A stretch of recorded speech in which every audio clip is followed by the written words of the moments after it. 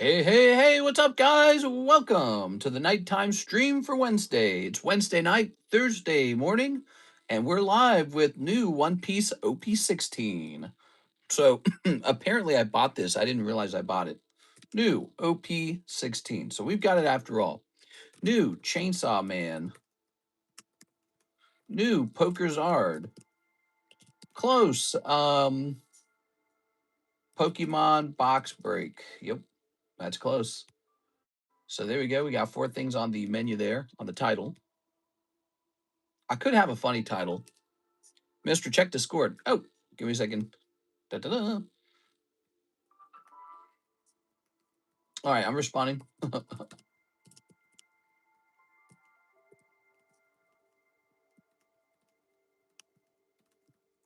right, there you go.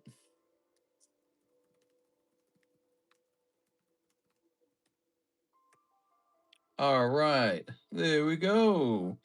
I just ended up paying like $90 to the PSA vault to have them ship back a whole bunch of my slabs.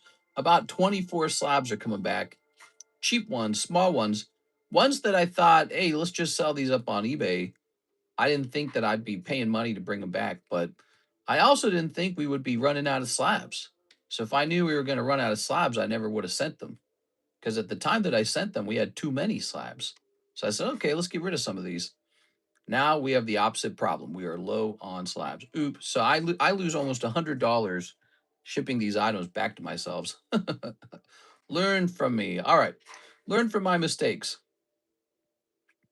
So the first step in the stream here, I'm going to go ahead and, first of all, I'm going to turn on the iPad. Chainsaw Man Union Arena. It's a cool set. We've already opened a little bit of it, but not very much, actually. I think it might actually be hot right now. Yeah, a little bit was open, but not too deep. And it's pricey. It's $14 a pack. Holy moly.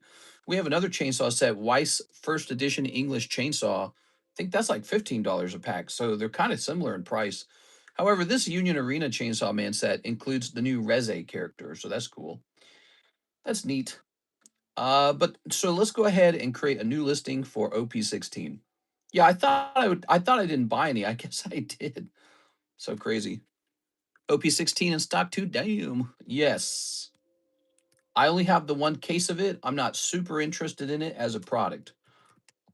One Piece OP16. All right.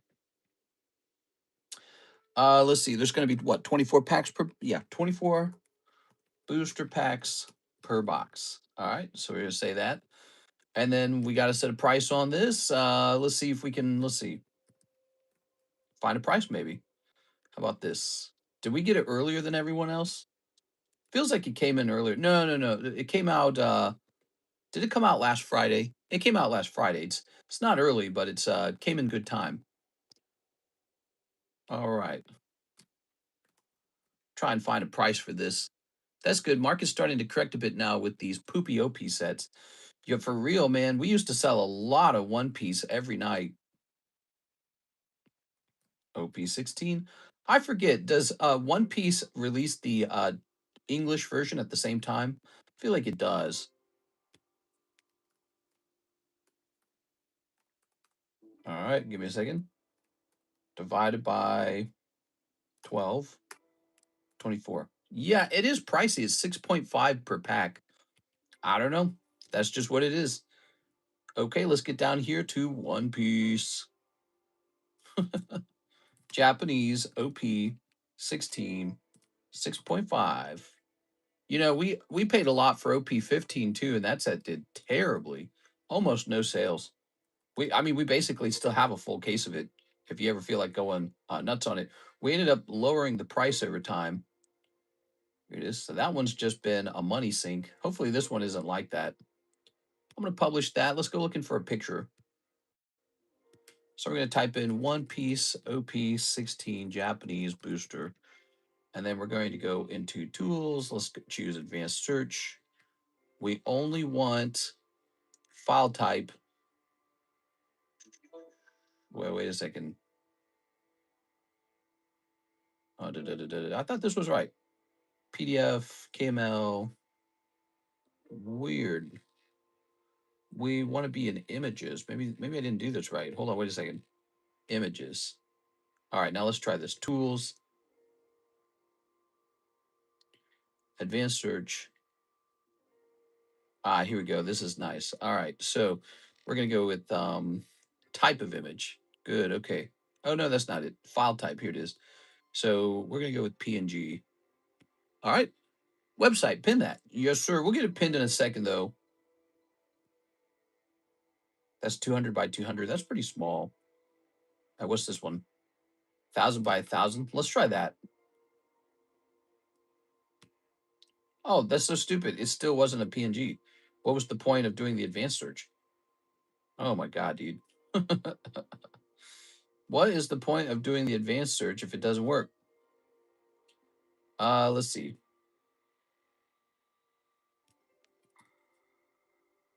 Let's remove file type. And see what we get here. We get there it is, JPEG image. Okay. Maybe that is faster. All right, so we'll jump back over here to the website. We got to upload the image, right? That's what we've been doing. Set product image. I could probably try to do this before the stream, but I figure, you know, people are still coming in at the beginning. We'll do it at the beginning.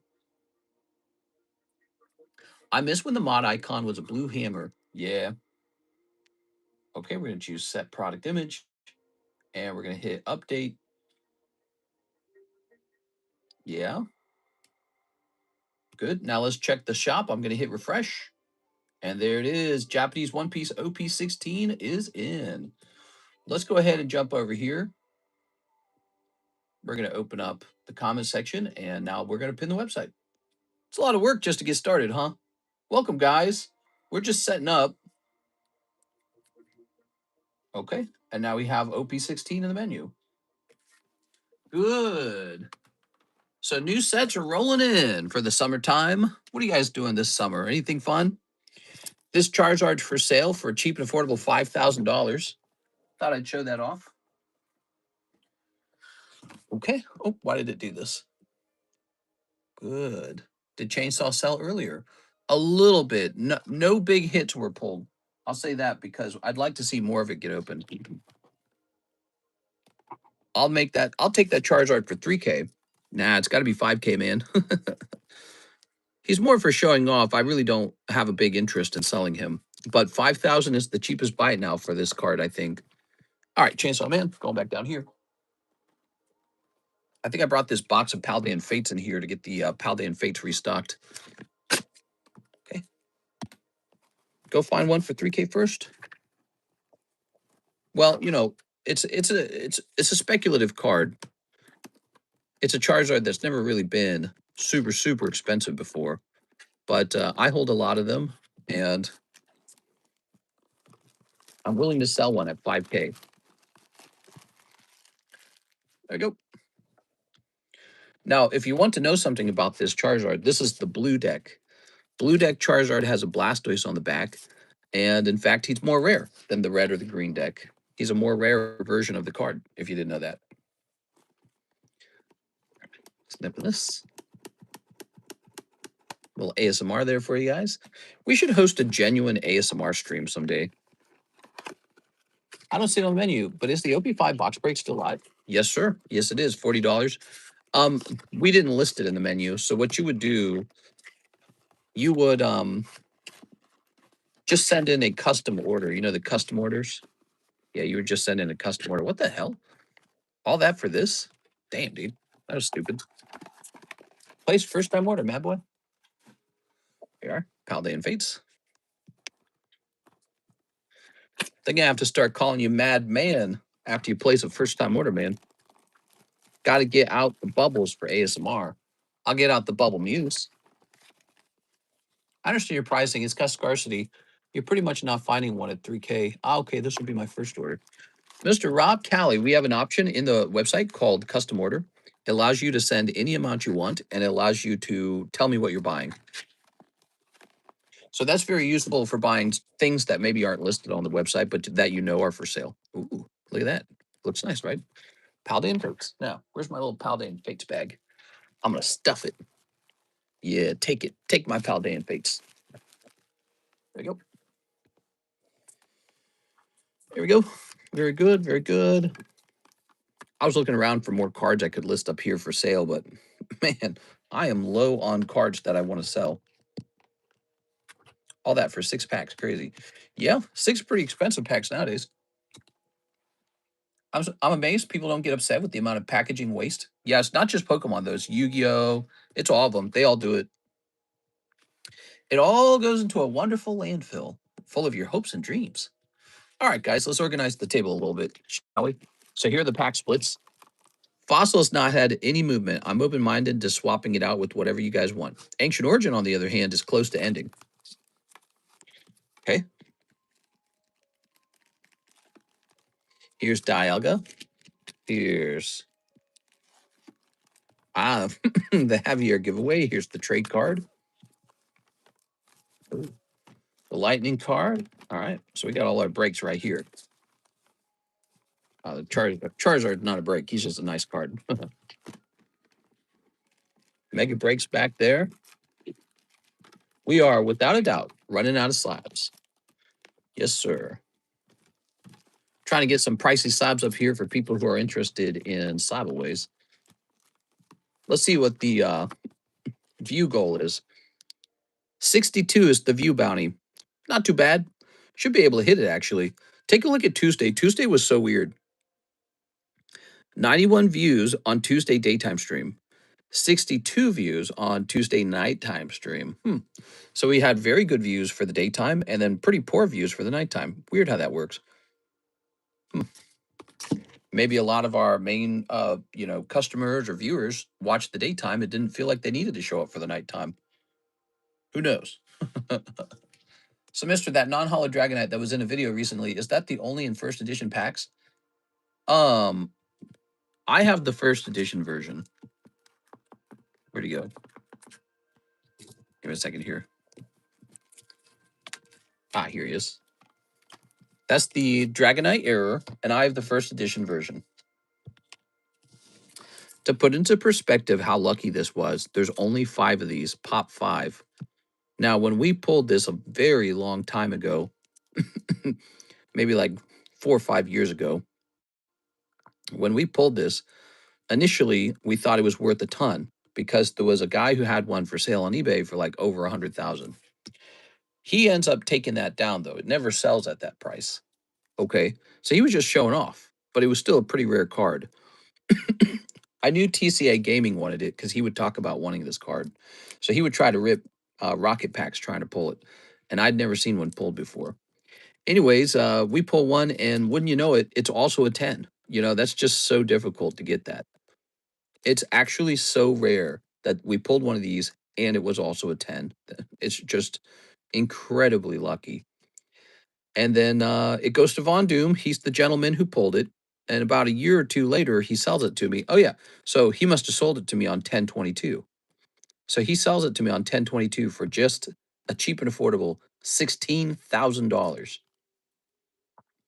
It's most recently sold for $75,000 in auction. Not my copy, but one of the 5. One of the 5 sold for $75K. I think mine's more impressive because it has a video associated with it. A video, by the way, that has like 500,000 views. Pretty cool.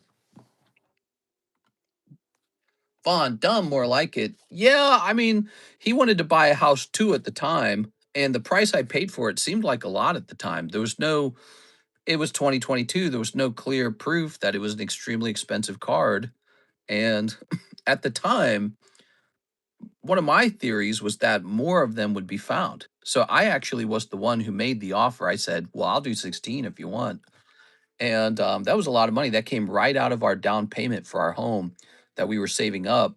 I had to tell my wife, I'm like, well, we have less money now. I bought a stupid Pokemon card. I mean, it was pretty painful when you think about how much money that was. In 2022, that was a lot of my money. And I was trying to move. And Pokemon cards weren't doing as well as they were a year ago. And it hurts that I was so close to the card. I was so close to it already. And yet I still had to pay 16,000 to truly own it. Yeah. So it was tough. Years later, 4 years later, it would turn out to be a good investment.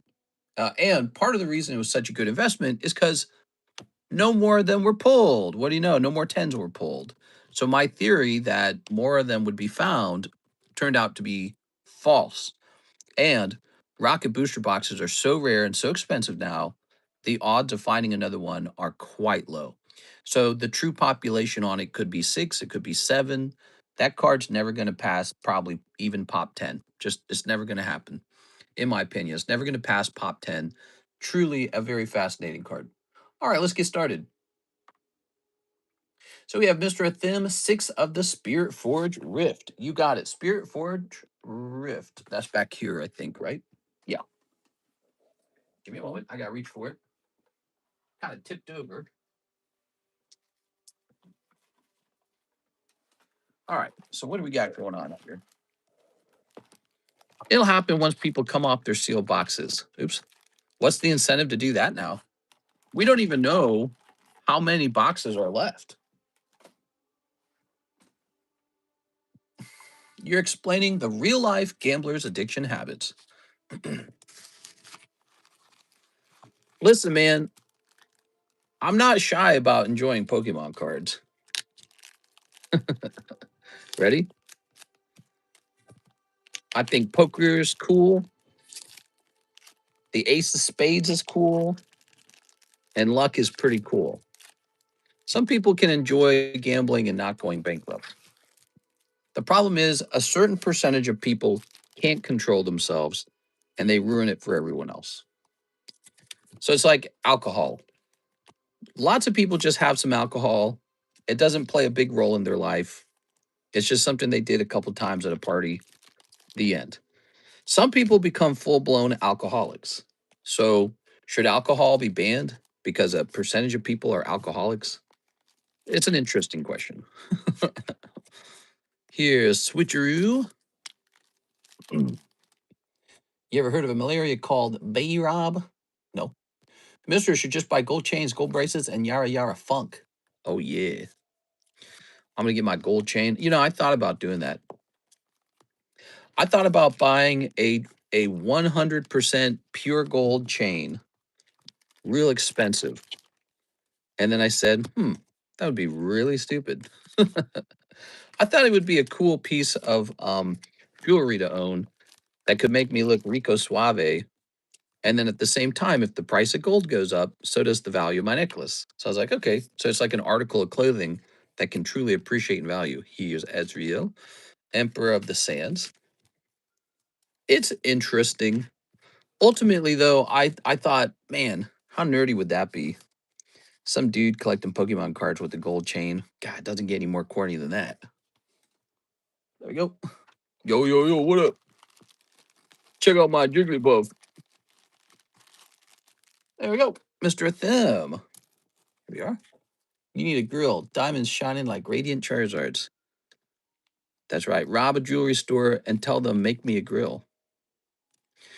Ooh, cool, cool, cool. I was thinking of putting this guy up for sale. I don't know. I'm trying to find things to sell. The Poker Charizard, I happen to have a lot of them. I can afford to sell one. The Checklist Lord of the Rings trilogy is just a card I really like. I should just keep it, dude. Dude, I'm terrible at selling my own cards. I don't want to sell them. Check out my Jigglypuff PSA 10 with Mrs. 24K chain. We are. All right. The real gold is how sexy Karis is. That's the real gold. Yeah. Aha. Hey, mister, can you tell me a bit about that Charizard? Why commands that price tag? Well, you're looking at the Poker Charizard, which is the premier chase card from the entire poker hobby. So if you think about every single poker card that exists, that's the ultimate one.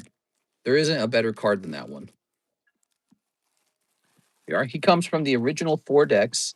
So there's been a lot of poker decks over the years, but there's originally just 4 decks.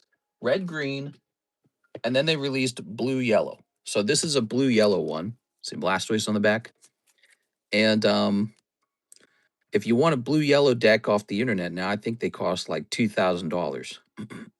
The problem with it, if you buy one, you're going to open it and it's not even going to have a Charizard in it. You have to get lucky for it to have a Charizard in it. And I think your odds, are about 1 in 3.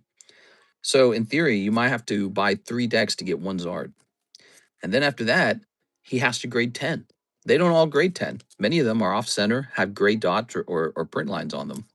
So you can send out a deck of cards to grade with PSA, and many of them won't grade 10. Some of them will grade 10, but many of them won't.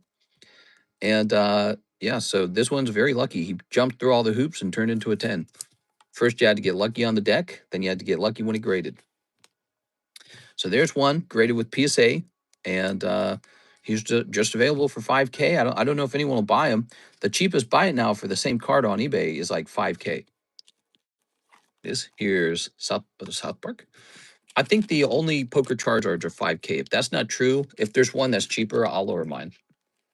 But I think it's about time for this card to start reaching those kind of prices, don't you? I mean, look at the age of the card. He's from 1998. And Charizards from that time period are not cheap. You're talking like Blaine's Charizard, Japanese or something, you know. I can't even find it on eBay. You have changed my thoughts of card collecting along with Rudy, aka Alpha Investments. Yeah, card collecting has become kind of a big deal for now, and we'll see where it goes in the future. Mister, why do cards not get cut properly in the big 2026? I bet ChatGPT would cut it properly. I'm sure they have a process that includes the ability to have the cards be slightly off center. Think about how fast they get produced. So they get produced at such high speeds that their machines probably aren't perfectly centered. Even the Japanese cards come in, although they are nicer than the English ones, they come in off centered. That's one of the most common problems when you're grading Japanese cards is off centering. So here's Mr. Thim. He wants 4 Spirit Forge and 4 Origins. Ooh. Yes, sir. Your wish is my command. You still have Oshinoko Volume 2 boxes, mister? I think I have a little bit of Oshinoko Volume 2. I'd like to sell them to you, so let me go looking for them. Give me a second.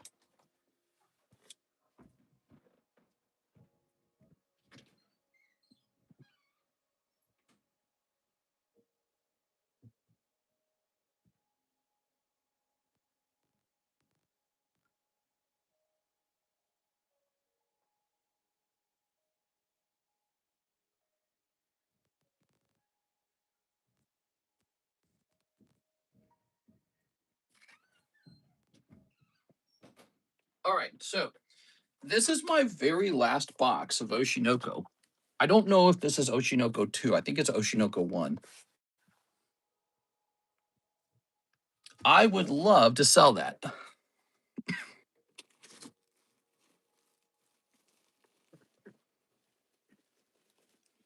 Any other packs or anything back here? What's this? A Piplup 9? Where'd that come from? What is this? My God, I just found like 2 more slabs. I was looking for some Oshinoko boosters back here because I used to have some over there. All right. Crazy. That's one. So that's all I have.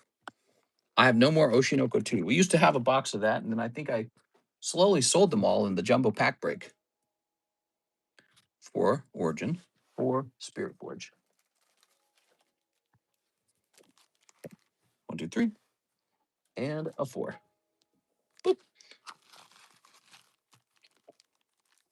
If all cards were perfectly cut 10s, 10s wouldn't carry the premium that they do. That's true. The fact that they're hard to grade. Oh, by the way, speaking of a premium, let's talk about the population on this Charizard for those of you who don't know.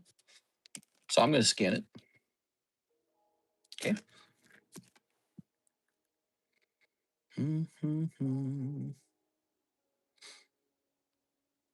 All right.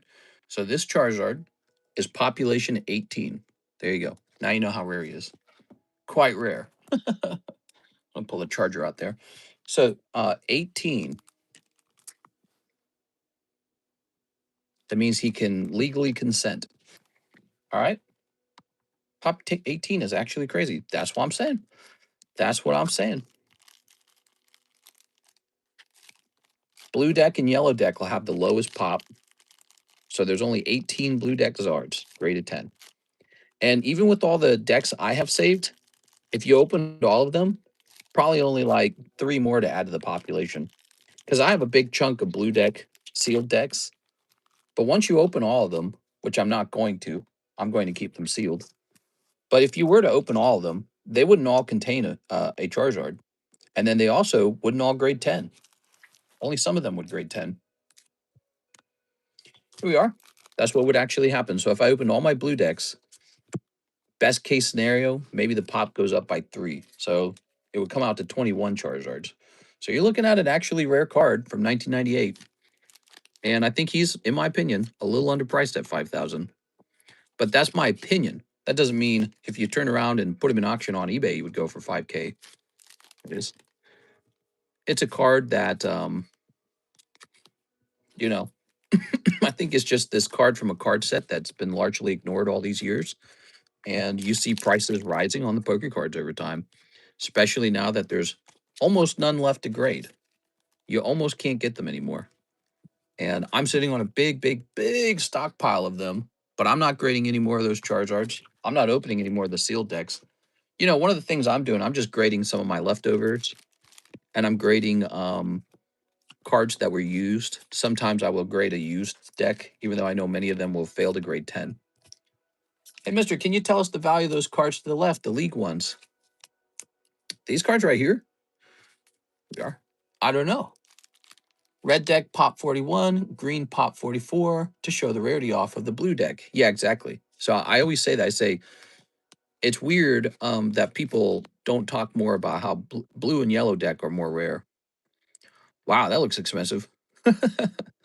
Irelia from Spirit Forge. How's that one, Mr. Thim? It looks almost like 3D. What the hell? Cool, man. All right, Irelia.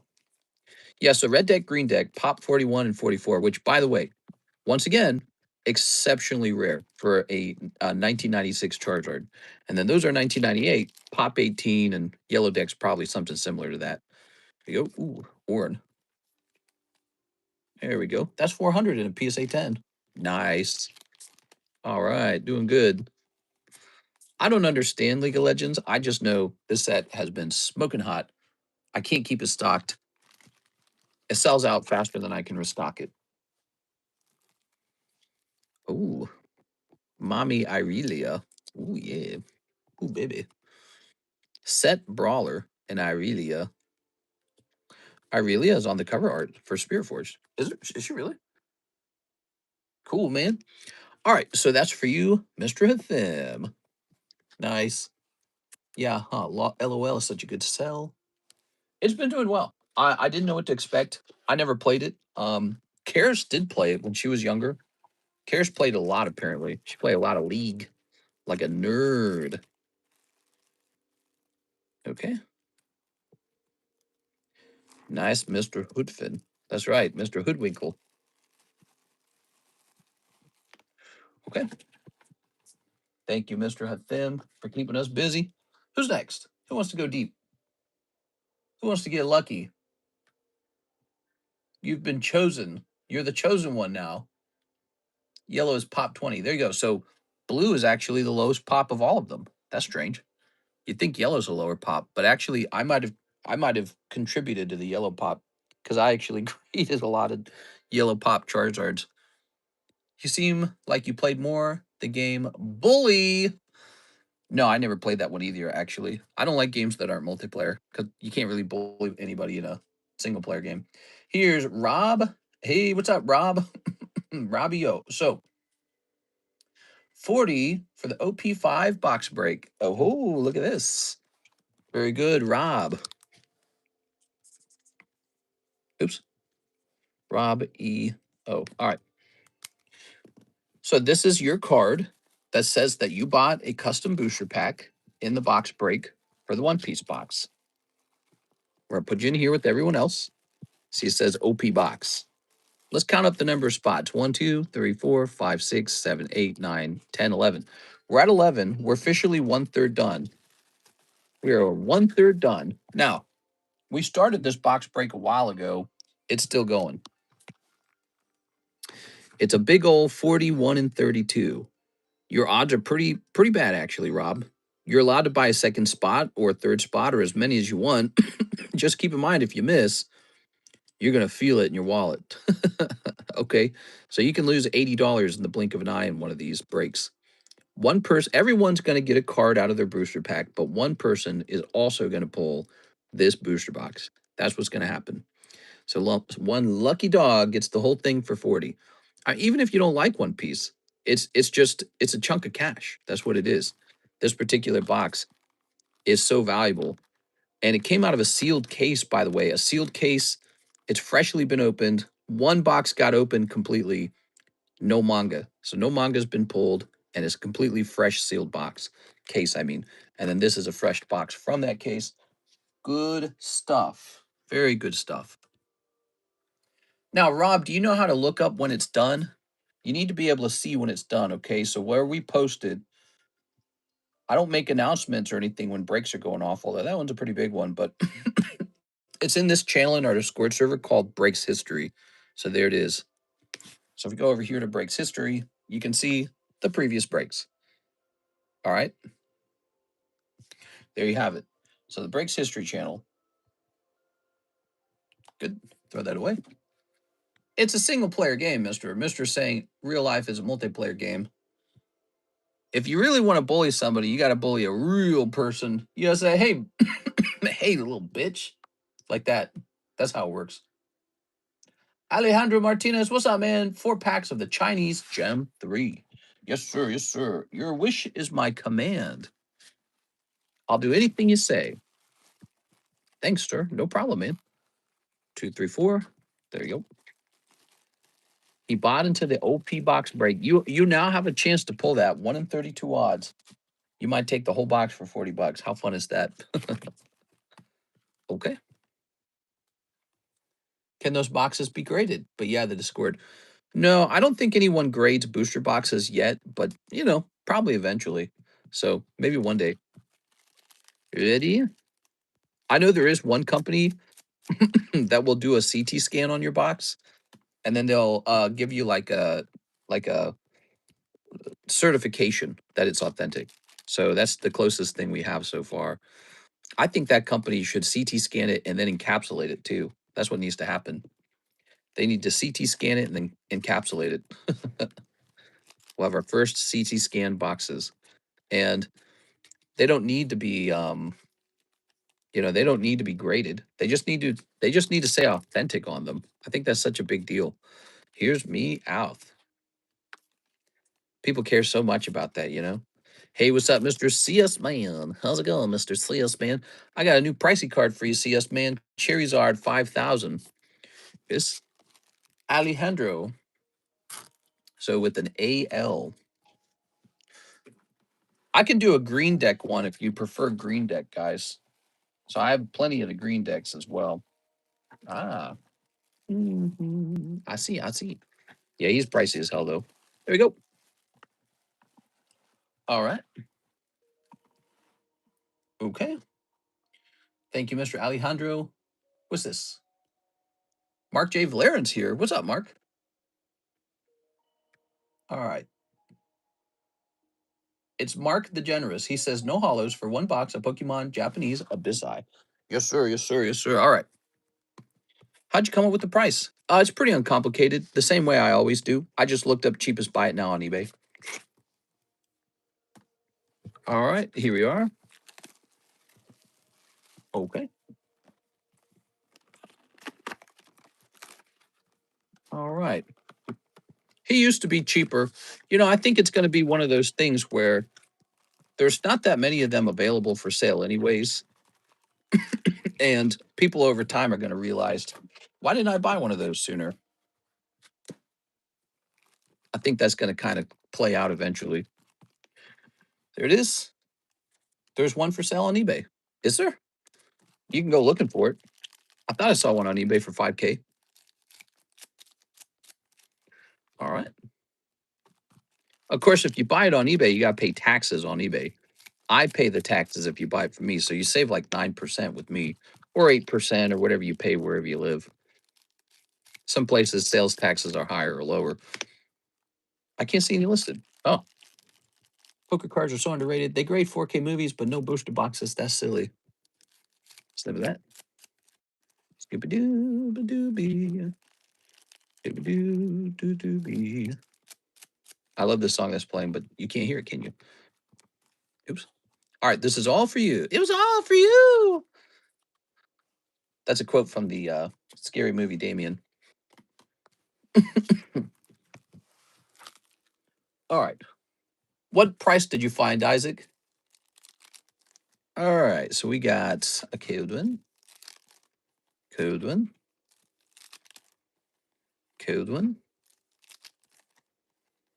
Whalmer, 4995. Here's Primarina, Puccina, Mamacita. Here's Shield Face. But with taxes and all, it would cost more. That's right. With taxes, it would technically cost more. Here's the agents. Oh man, that sucks. Hopefully a better pull than just the agents. Actually, I think somebody mentioned, I think it was Tammy said, every box now comes with an SR trainer card.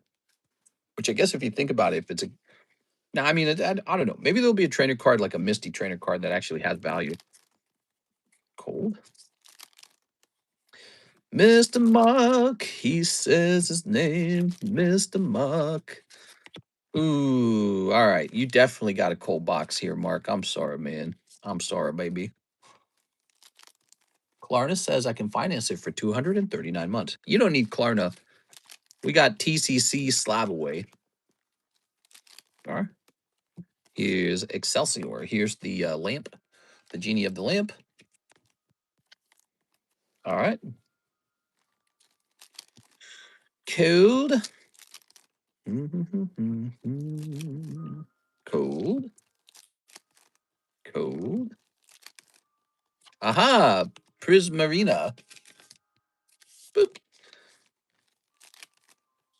Aha. Toucanon. Boop.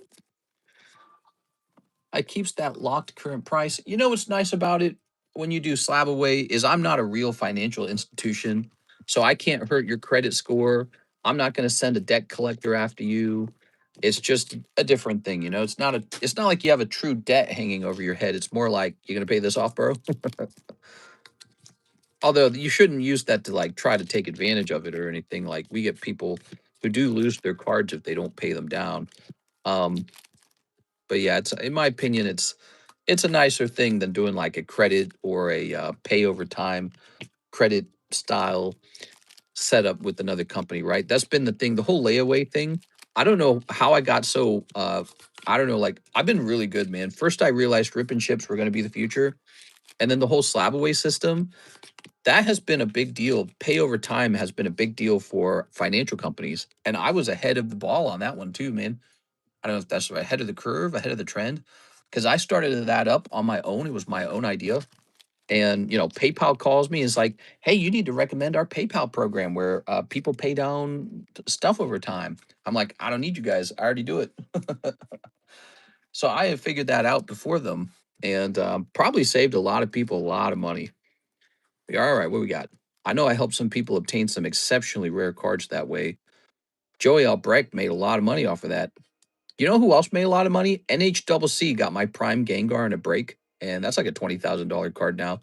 So yeah, I've helped I've helped a lot of people get a hold of a lot of good Pokemons just before the price explosion. Hey, hey, I like the Manectric. It keeps it locked at the current price. All right, so here's that Mark J. Valerian, Mr. Mark, 20 for a South Park. What a steal! It's cheaper than the cost of grading, for heaven's sake. But it's obviously it's not a 10. So that's what's going on. It's not a 10. But it is cheaper than the cost of grading. Pretty cute. Pretty cute. By the way, unlike in the past, buy now, pay later is most likely going to appear on a credit report. Oh, yeah. So, but like what I said, you're never going to have that problem here because I don't report to credit reports or anything like that. Here's Mr. Stefan. I'll take one OP16 and one Union Arena chainsaw. All right, the new sets. So here's the chainsaw man. And here's the new One Piece. That Cartman card is cool. Yeah, he's being like tortured by Mecha Streisand or something like that. I can't remember. Is she just singing? Is that why he's being tortured? I can't remember that scene. That Charizard should be your fractional card. Oh, that's a fun idea. We are. Ooh. All right. Cartman doing blank that. I'm going home. Screw you guys. I'm going home. Boop. Remember when South Park was fun? I Remember? All right, you got one holographic Chainsaw Man. All right, the new OP16. You got one holographic OP16. Thanks, bro. Mr. Stefan, how are you doing, man? Stefan, you know, I sold that Gengar probably for like 2,000 or 3,000 in a break, and now it's like a $20,000 card. The one I was just talking about, the one that NHWC has now, Prime Gengar, really good thing. You know exactly what that feels like. Having a card that you sold that accidentally later turns into a big card later. There it is, Mr. Stefan. It's pretty shocking. Is Cartman doing blank that? I'm going home. Screw you guys. I'm going home. All right, what do we got next? Here's a theme, 3 Origins and 1 Ascended Heroes. All right, 3 Origins and 1 Ascended Heroes. Do you remember I offered you the Phantom Forces Gengar PSA 10 for 1K? You probably did, and I thought it was so ugly. I was like, no way, dude. It sold for 30K. Damn, bro. Yeah, I don't know when it happened, but the price of Gengar started exploding. Like one day I looked up my fossil Gengar, which I had purchased for like $6,000 or some number like that. And he was just like this shocking like 12,000. I was like, "Oh my god, how did he double?" So I don't know when it happened, but the hobby decided that Gengar was one of the best cards. Here it is, Jamming Tower. I feel like it was around the time of the Gengar Pikachu. You're saying he sold for that much around the time of the Gengar Pikachu? Now, if you want to talk about the rise of the price of Gengar, that was before that. I'm surprised you never got the LC Reverse Charizard. You know what's crazy? I had a chance in the past to buy him for 10,000, and I avoided it because I thought, nah, that's stupidly overpriced. Oops. But here's the deal. Although I do regret that, I'd ar- I'd already put a lot of money toward 3 Legendary Collection Charizards, and then I'd already put a lot of money toward Gold Star Charizard, Gold Star Mudkip. So I was spending that money. So it's like, yeah, there's a lot of woulda, coulda, shouldas. Overall, I did okay. Every decision I made wasn't the smartest decision when it came to, Pokemon card collecting. I think that's just how it works, though, when it comes to investing in stuff. You can't sweat that feeling that, oh, I didn't invest in Bitcoin when it was 2 cents. Oh, I didn't buy Amazon stock when it was $5. You can't sweat that because all you can do now is whatever the next move is. You can't think about woulda, coulda, shoulda, all that could have been. You got to think about what can I do today? Here's Clefairy. I don't dwell on it because it's pointless to dwell. You got another full art, Leona Zealot. Wow. Okay, cool. Overall, you're doing very okay. Yeah, exactly. That's how I feel about it. Overall, I did as much as I could. I never really had a lot of cash left over. I always spent it all. And so I was all in around the time that the cards exploded. And maybe I could have avoided spending some money on a card that performed, not as great and pump more of the money into a card that performed extremely great. I could have, focused that way, but I did what I did and it's all okay. It's just how it is. I got like the average return, maybe is. The good news is all my money was in Pokemon cards. Look at this guy. I purchased him for 5.3 thousand. I purchased him in 2025 because I felt the XY era was about to go off. That's what I felt. Hold on, let me look him up. I had a feeling. It's just a feeling in the wind. Here it is. Purchased in March of 2025 for 5,300. There you have it. There was a feeling in the wind that this was about to go off because I had felt for a very long time that my XY purchases were bad because they just were not rising in price. The XY boxes were staying the same price, just like for years. And I didn't sell through all of them. I kept the majority of them. And I was right that they were going to get expensive. Now they're extremely expensive. And look at this guy. Here's one for sale for 30,000. Flash Fire Ultra Charizard with 47 watchers. He has a real shot of selling, I think. So there he is. I got an older version. pop 176 still a year later. So I did that. I made this big purchase of 5.3 thousand back then because I said, if I don't buy this Charizard, I'm going to miss out on the rarest or maybe the most desirable Charizard from the XY period. And oh, there's that Fossil Gengar purchased for 2.6 thousand. There you go. What does this guy go for? 2.6 thousand on the Fossil Gengar. I'm curious about that. Back when I bought this Fossil Gengar, Gengar was not considered like a top Pokemon, which shows you as time goes by, people decide what Pokemon is most popular. Does that make sense? Okay, so there's one of these for sale for 48,000. How do you go from 2,600 to 48? It just doesn't even make sense. And I have a feeling it might actually sell at that price, you know? Oh yeah, look, 63 followers. And then this one's a little more expensive. This one will probably sell first. Oh, look, that's TCA Gaming selling his. 182. That guy's just unloading on his cards, huh? I don't know if I agree with them. So maybe he just wants to pay off his home. Maybe he wants to buy a new house. Maybe he wants to move to a mansion. Maybe he wants a traditional investment. But it's true that this market's very hot. But man, he's given up some real gems, man. Some very special cards. I don't know what I think of that. Here's Mark J. Valerian. No hollows, please, for one box of Pokemon Battle Partners. Now, didn't I bring a spare box of Battle Partners in here? I should have. Pidgeot is surprisingly 23% over 3 months. Even my PSA 9 shot up from 900 to almost 3,000. Oh, yeah, you had a Gengar Hollow from a box break we hosted. Hey, you know, it's kind of funny, Tammy. Probably back then, you're probably really bummed on the 9. And now it's like that break you were in made you money, or you at least broke even on it. I don't remember how many spots you bought, but yeah, I mean, it was kind of a big deal, huh? Crazy. But yeah, I don't know about liquidating. What do you guys think about liquidating right now? Just seems like a bad idea.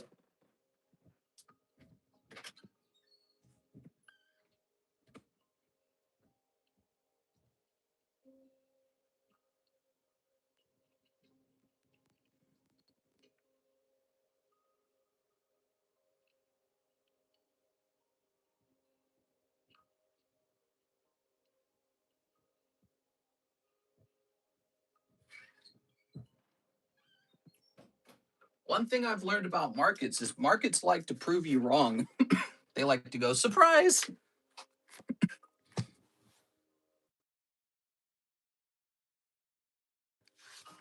I think people should do what they want to do. Well, TCA Gaming, he's really experienced.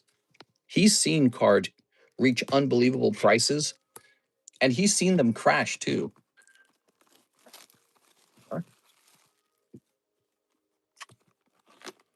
You have to think there were people who bought Bitcoin when it was $1, and then they sold when it was $15,000, thinking, hey, man, I'm doing really good here. And then Bitcoin's gone all the way up to 65 now. So it was actually a colossal mistake to sell. So I don't know how I feel about him. Maybe he just wants to retire a little bit. Maybe he wants to de-risk his home. You know, like maybe he has too much. You know, I don't know how many Gengars he owns. Maybe he owns like 3 of them. If I own 3 of the fossil Gengars, I'd sell one too. All right, you ready? I'm holding. Yeah, it's very easy to hold when the market's high, you know. The emotions keep you holding. And then when everything starts to fall back down, you go, hey, maybe I want to sell this thing. And that causes kind of like a downward spiral effect. More gets on the market, everyone has the same feeling. Even more gets on the market, prices start getting pushed down. So prices spike and prices fall. Here it is. And I think TCA Gaming is anticipating that this is a peak right now. That's my suspicion. I don't know if I want to do the same move as him. I think I'm too scared to actually lose him. I don't know. All right, here we are. I could do that. I could try to sell my Gold Star card. I could try to sell my Gold Star Gyarados and Gold Star Charizard and max out as much money as I can as quickly as I can. And then, you know, I can go buy that new house in Nashville or something like that, right? Oh, Dungeon Sparse. Mr. More card commentary when you're opening. Well, that that is card commentary that we're talking about. We're talking about when to buy and sell. We're talking about timing the market. Hold. So right now we're heading into the 30th anniversary celebration, and then that's not coming back for 5 years. And we don't know what happens in 5 years. Does the price crash back down? Does it go sideways? Does it creep up slowly? What actually happens at this point? Good question. Cold. About the current card, sorry. Oh, you want commentary on the card we're opening? Let's see. He's got one of these wonderful Articunos. This is one of the really good artworks that you can actually pull out of this set. This is called Journey Together, and I really like it. I think people kind of rejected it price-wise, like they didn't open as much. But it's weird because I think it's a really cool set. It is. Reminds me of Gym Heroes. I live solely just to buy and resell within seconds. You see the leaked classic cards? Dark Tyranitar going to be in it as well. Yeah, so I'm a big Tyranitar fan. I sold one of my Dark Tyranitars like a goof. I don't know why I did that. Again, many of my worst decisions were during the 2023-2024 slump, which was like a bear market. And I was selling it because I had this feeling like, okay, if you can sell it at a good price today, you should be able to buy it a little bit later. But actually, we were in an accumulation phase. I shouldn't have been selling anything. I didn't realize we were in an accumulation phase. We are. Here's a SRAM. Here's a code one. Aha, Lycanroc. Ooh. People slept on Journey together. Well, I just think it's a set that doesn't have like Gengar, Charizard, Mew, Pikachu in it. And so because it doesn't have those four, it doesn't have Lugia, it doesn't have Umbreon, because it doesn't have those particular high-end Pokemon, people go, oh, it must be bad. But it's like, it's got cool cards in it. It's got cards with good artwork. All right, speaking of which, you're going to pull Belly Bolt, one of those new Pokemon. And you've got Lycanroc. And you've got this really nice Articuno, which I think is going to be one of those artworks people want. And a Sentret, right? Or is it Furret? No, that's Furret, isn't it? Okay, let's leave this. All right, that's for Mr. Mark. Thanks, Mark. Mark going deep tonight. Mark and Mr. Hathim going deep tonight. Let me grab your bag, Mr. Mark. I'm going to toss you guys into the giveaway. Do we have a giveaway going? We should have a giveaway going. It looks like we're about to hit the view bounty. The view bounty is only 62 viewers. So we just needed to hit 62. I see 61 on my screen right now. Do we have a giveaway? Trade. Javier. Oh, it's the Javier giveaway. All right, cool. Let's get this set up.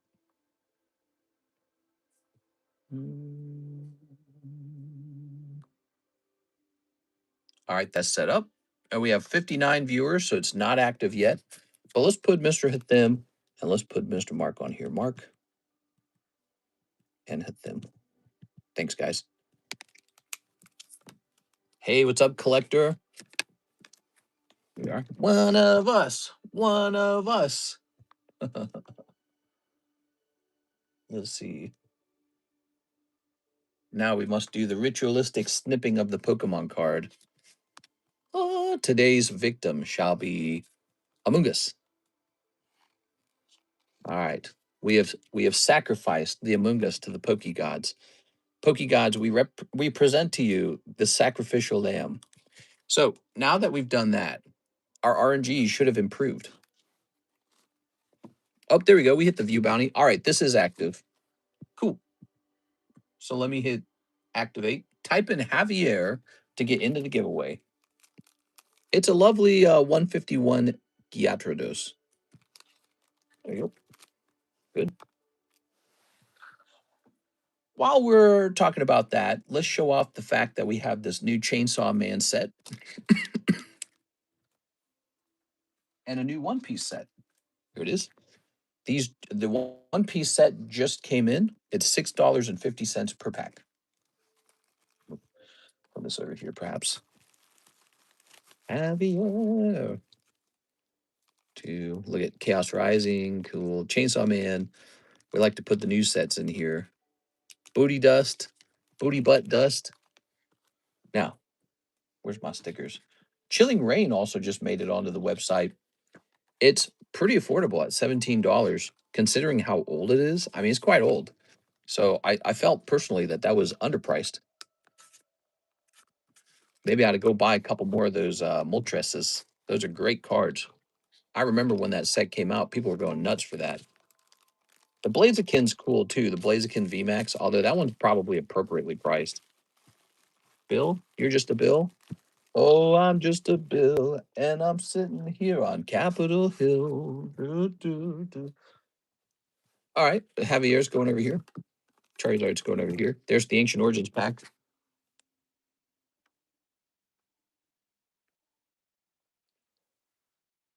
Willie, who's Willie? All right, we've got a Tyler.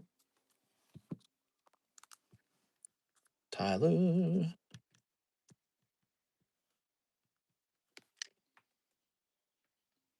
Clued.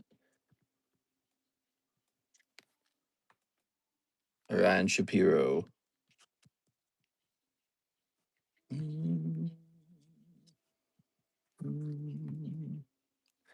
It's Tammy. Aw, Tammy.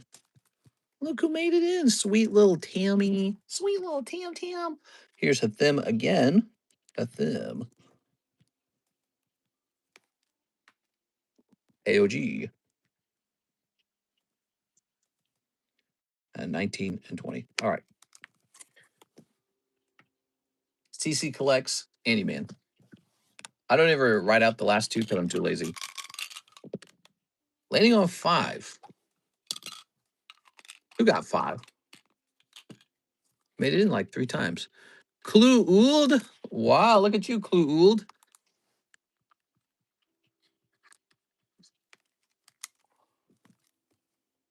All right, cool, baby. Boop. Now, what should we do next, huh? How about this Rayquaza? He's pretty cool too. I'm gonna toss this sleeve away. Well, maybe we can just peel this price sticker on it off of it. We don't need it no more. We don't need it no more. Noise. You are Javanese? Javanese. What does Javanese mean?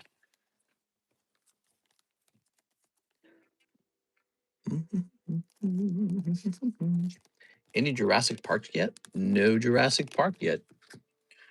This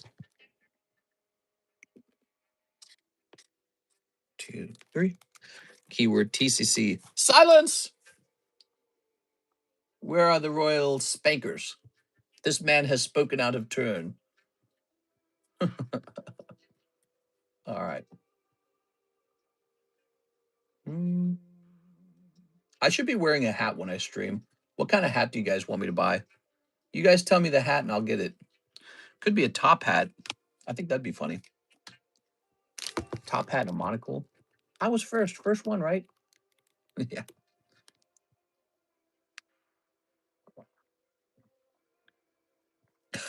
Fedora. Hello, princess. Get the Uncle Sam hat. Uncle Sam hat. I don't know about that. He's lame as hell, bro. Hathim says he'll take 3 of the Ascended Heroes. Indiana Jones, propeller hat. The propeller hat, huh? Mom! Buy a cowboy hat or a giant top hat. I'm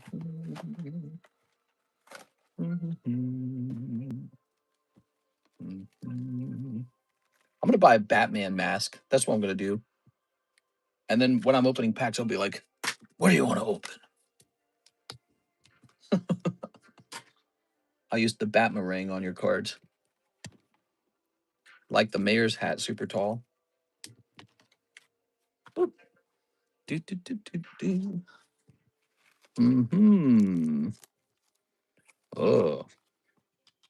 Is there like a gambler hat or a hat associated with like casino or odds or anything like that? Can't really think of anything. Is there like a mafia hat? I don't think. Yeah, mafia guys wore hats. They wore like I can't think of anything. Justice. We are. Counter gain. Fedoras. Yeah, they were like fedoras, basically. You're right. Poopachu. Poopachu's kind of a hit. He needs a sleeve, I think.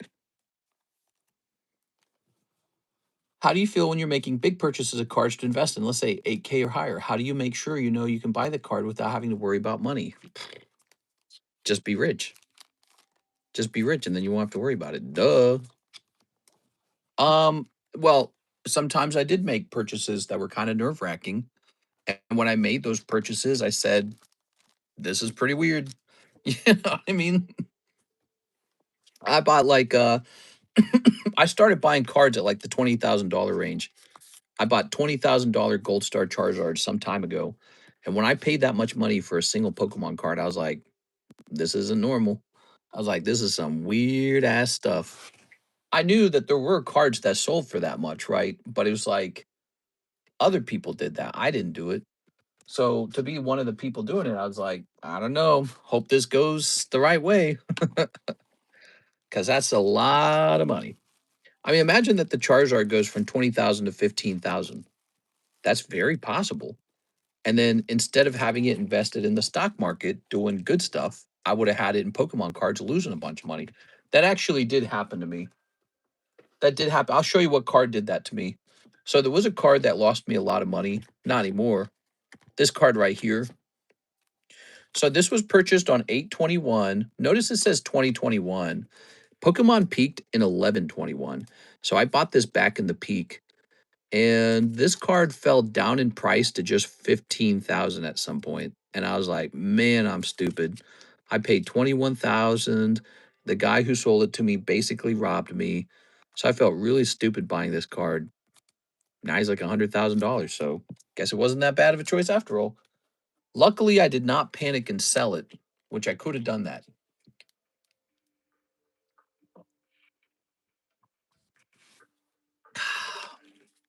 So when I bought that back then, that was a very strange move. I could have paid off my home. If you pay off your home, you avoid like a 7% interest rate, right? So it's 15,000 plus 7% that you saved on 15,000 every year. So instead I'm buying like not one, not two, but like three major Pokemon cards costing 20, $13,000, $8,000. I think I paid 12 for the Gengar, didn't I? Instead of paying off my mortgage and getting out of a 7% interest rate, I was busy buying this guy for $12,000 in 2022. Yep, could have just paid off my mortgage. And somehow this was the smarter idea. Like Dave Ramsey isn't going to tell you to buy this. He's going to be like, "No, you idiot, pay off your home." Well, he would have been devastatingly wrong because this is another card valued around 100,000 now. Oops. He just said gambling your money on Pokemon cards is about as stupid as it could have been, but he would have been wrong. Here's Eric Rodriguez. Sneep a Playboy pack in half. Yes, sir. Yes, sir. All right, let's sneep it in half. You got it. Your rate is 7%. So we actually own three homes. One of them's 4%. One of them's like 4 point something, like 4.5. But this big one, the big one, 7%. It's like 6.8. It's a lot. It's a lot of interest. Okay. Ready? Mister, stop flexing on us. The big flex was that those cards jumped so much. I took my whole life savings and put them in Pokemon cards, and it worked out. Ooh, no Trump in this round. All right, you haven't murdered Mr. Trump. You haven't snipped him in half. Can I get a bacon, egg, and cheese on a roll of salt, pepper, ketchup, please, mister? Sir, yes, sir. That's my job, basically. I'm like a glorified fast food restaurant guy. All right. I mean, how is what I do different from a fast food worker, really? Yes, Mark, coming right up. Pokemon will crash super hard, then we'll have an insane resurgence. Something, dude. Who knows? Who knows? Here's Hathim, last three Ascended Heroes. You got it. All right, last three Ascended Heroes. Mr. Huffim. He's the guy. I had a terrible headache yesterday. Remember that? I don't have a headache today. How nice. Mister, can I get a med fry? Yes, sir. Medium fries. 1 medium fries. Beep, boop, boop, beep, boop, beep, boop. What's that McDonald's sound effect? McDonald's has like the most annoying cash register or something sound effect. It's like a toot, toot, toot. It always makes me feel like I've stepped into sadness when I hear it. Do you want a little bonus ghastly?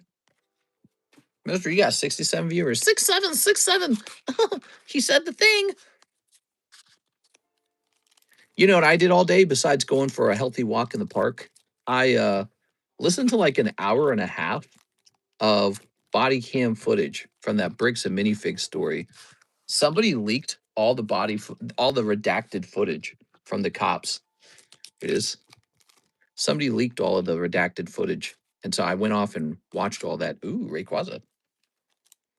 Here it is. All right. Okay. Tepig, Dreepy, Lunatone, and Dynamo, Slugma, Voltorb. Oh, yeah. Can't wait for your TED Talks. What would a Cardconomist TED Talk look like? Yeah. Very good. Did they say anything damning? I would say it was from listening to the body cam footage, it was pretty clear that the cops had decided to take the side of bricks and minifigs without really doing any kind of investigation. And then there was some pretty damning moments, yeah. Like there was this moment where the cop actually checked the filing for the lawsuit, and he determined that it was a real filing in their actual court, and he still decided to arrest Reckless Ben anyways, and basically not serve the papers. So yeah, there's a couple damning moments. What really stood out though was all the lies that the cops were being told by the Joshua guy and the CEO of Bricks and Minifigs. So they their version of events is pretty blatantly twisted. It is. They're searching for any kind of way they could arrest him. There you go. Yeah, it was pretty bad actually. There we go. Very nice. I officially retire from the Air Force in 5 years. Going to be collecting all the Pokemons. Hopefully the price will go down. Not gonna lie, your voice is relaxing. No homo. Listen, it could be a little bit homo. Apparently, I was listening to an Asmongold clip, and apparently, you can make love to another man, and it's not gay. So he seems like a sharp cookie. He's probably right. Ding ting, Jason Page is a joke in my opinion, sir. That might be considered corruption. Thoughts on Jason Page scamming children? All right, we'll put this here. Jason Page. He's the musician, right? Man, everyone beats up on that guy. Here we are. Kanye would agree. It's not gay if you close your eyes. It's not gay if you wear socks. Let me have a sip.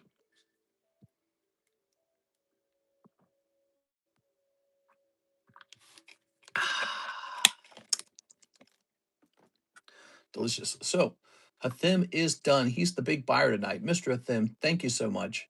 What do we got next? Femboy Fridays. Oh my God. Do we have any more of these? Okay, let me go grab some more of these. You were in the Air Force, huh? My brother was in the Air Force too. I think he served a full term.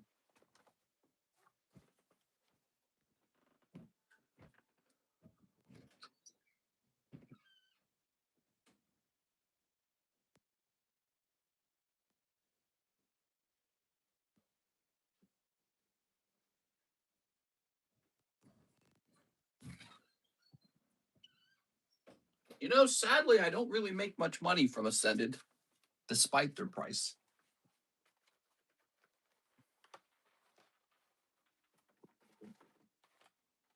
All right. Hey, that's me.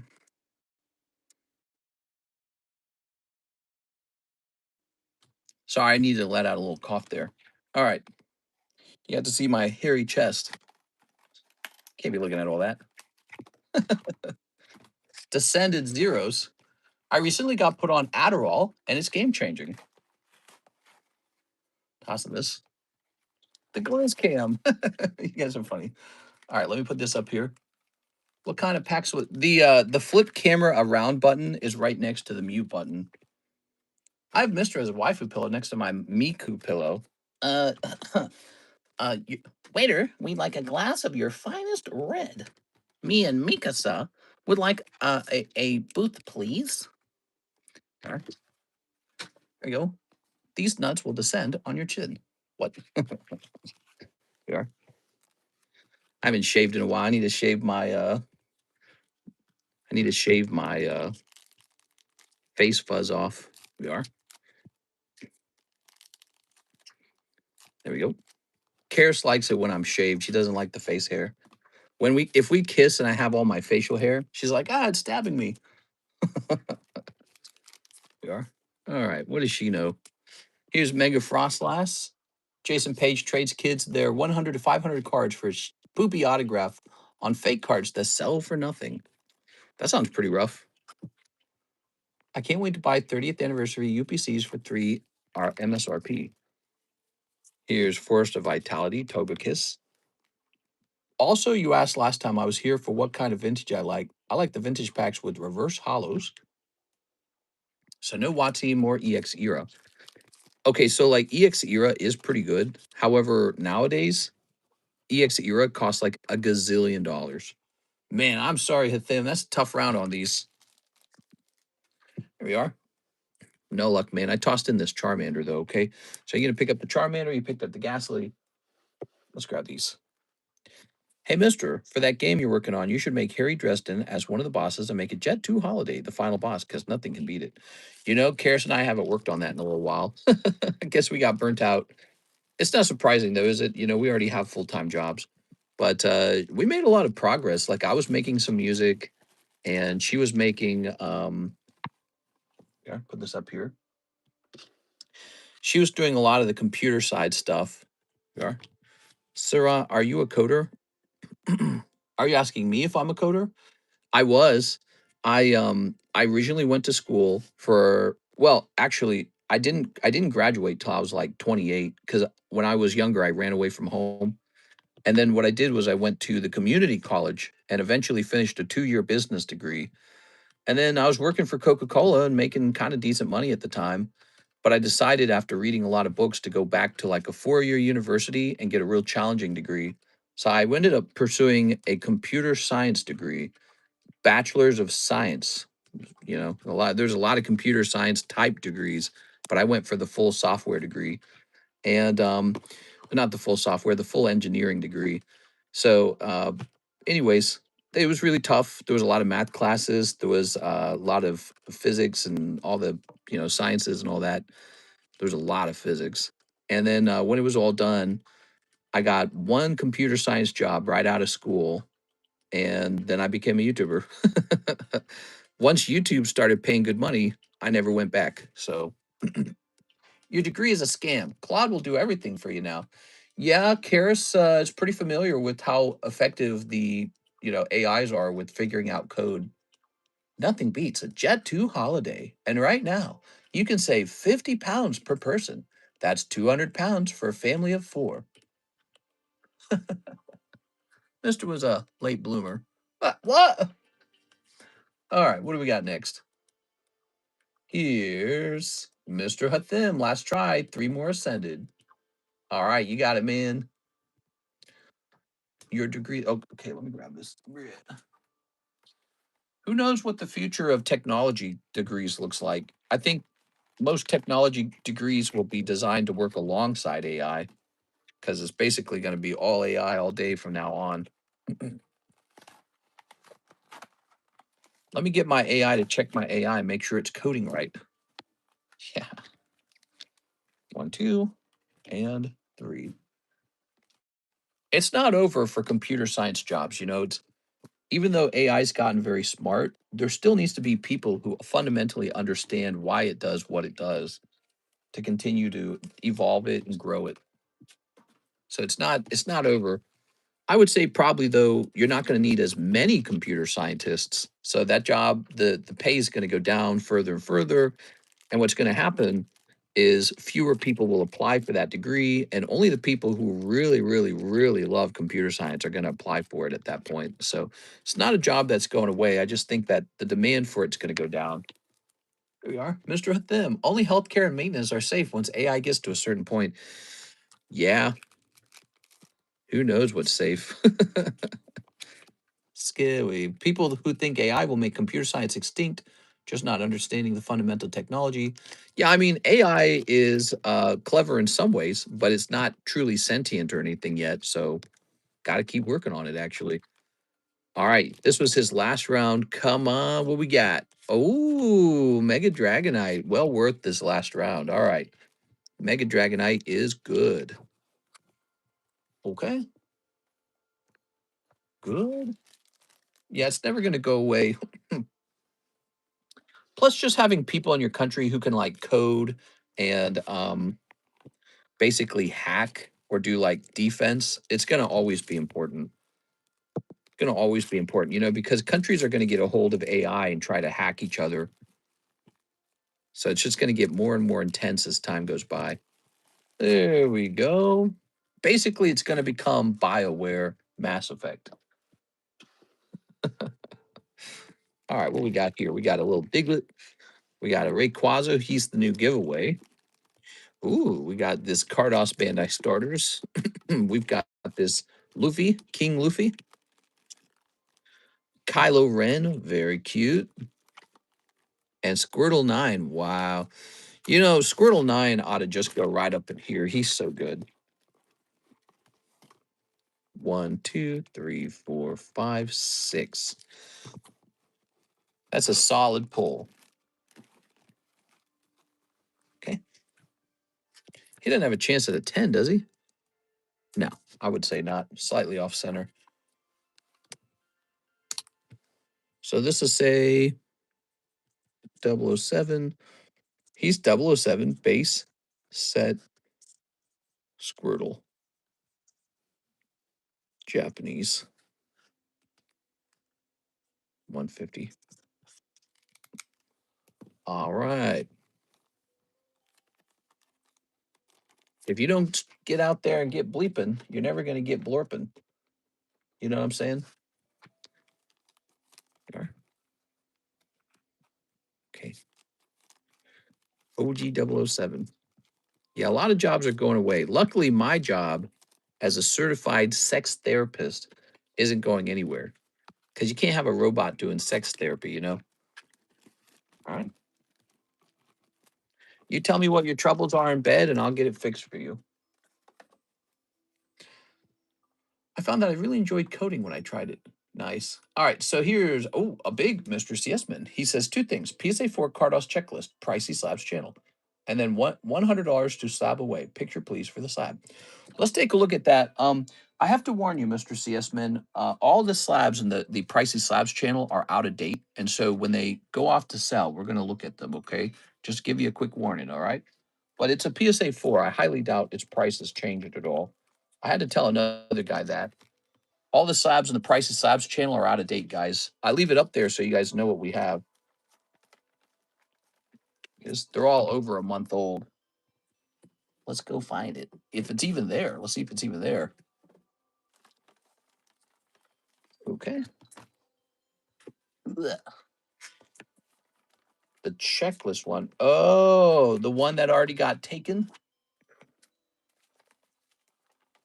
You mean this one right here? Already taken.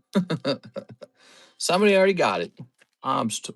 In fact, it was an out of priced card too. We had to reprice it. It's funny how people can notice the underpriced one very rapidly. There it is. That's got to be it, right? So this one's already taken by Paul Newman, and he agreed to the price change already. So it actually did sell, Mr. CS-Man. It sold for 420. Here's an interesting one. One of these. Gentlemen, why is there a lot of Japanese cards in Chinese but not English? Why don't they print more English? Computer. Computer. Why don't they print more English? All right. I apologize, Mr. CS-Man. You know what? It's my fault for not taking it down. Why didn't I just take it down? Let me get in there. he and I were probably talking, and I bet you what happened was he wasn't sure if he wanted it at the new price, and then he ultimately decided he did want it. That's probably what happened. So we're gonna go to the Pricey Slabs channel. Here it is. This is out of date now. I'm gonna say pricey out of date. So I'm gonna say that at the top of the channel. And then I'm gonna scroll down and find that card that you wanted.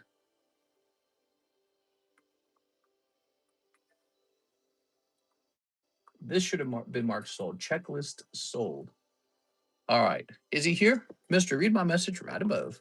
I just like that card. Any other checklists for sale? Really just the starters checklist. So if you didn't know this, that's just their label, right? But it's actually, if I recall, yeah. So this is card 000, and this is card like 0001 or something like that. I can't remember. I guess they don't even have a number on it. But look, see how this is number 000. So these are two promos from the same collection. These two cards actually belong together. That's Trainer Red and that's Trainer Blue. So these two cards are a pair. They're two promos for the same set. And yeah, check that out. Pretty interesting, huh? How does this work? I don't even understand how it works. Hmm. Anyways, this was the only one I had that was spare. I'll tell you the truth. I know I've got more of these, but they haven't been graded. You see, I was a quiet buyer of the Cardos collections, and so I have like maybe 5 or 6 Cardos collections waiting to be graded, and I just haven't bothered grading them. And I believe one of the folders contains these promos in it. I could show you if I wanted. It's an interesting thing to see. What's funny is I could send it in to grade and then sell it to you when it comes back. But I try not to grade anything too fast because the goal is to have something to grade for a whole 20 years. I need 20 years worth of gradable cards. Let me go see. I'll show you just for fun. Let me grab one.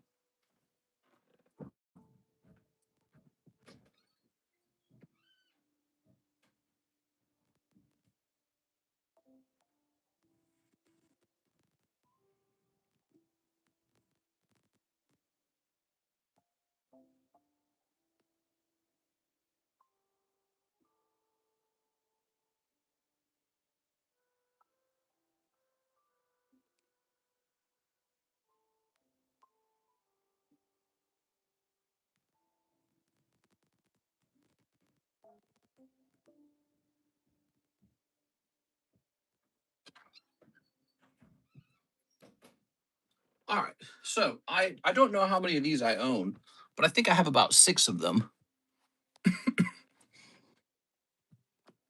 You could finish the Playboy box. That's true. Here it is. Cardos Station File System File. Pocket Monsters. Oh. Notice how they put blue. I'm sorry, they put green and red on the front. That's because in Japan it was red and green. It wasn't red and blue. Does that bend the card pretty bad? Mm. Meow, meow, meow, meow, meow, meow. This song. Meow, meow, meow. Oh, you can't really fold them over without bending the card. I don't want to bend the card. I don't think that's a good idea either. I mean, I could just remove them all. Eventually, I'll remove them all either way.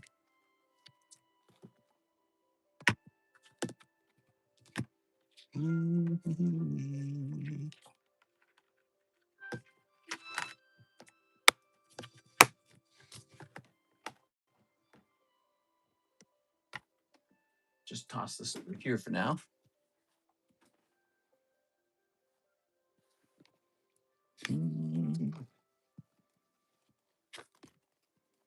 Look at the Blastoise. Isn't that cool? Crazy, huh?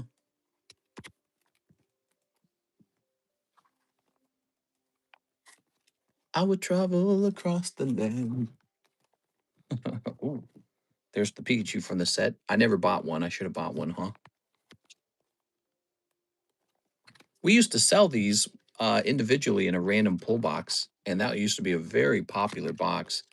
But I kind of stopped doing it. I'd do it again, but you know, the cards inside would be really expensive.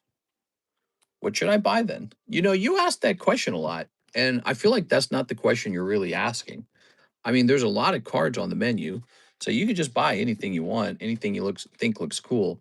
You're trying to ask a different question. Your real question is, what do I buy that's going to make me money?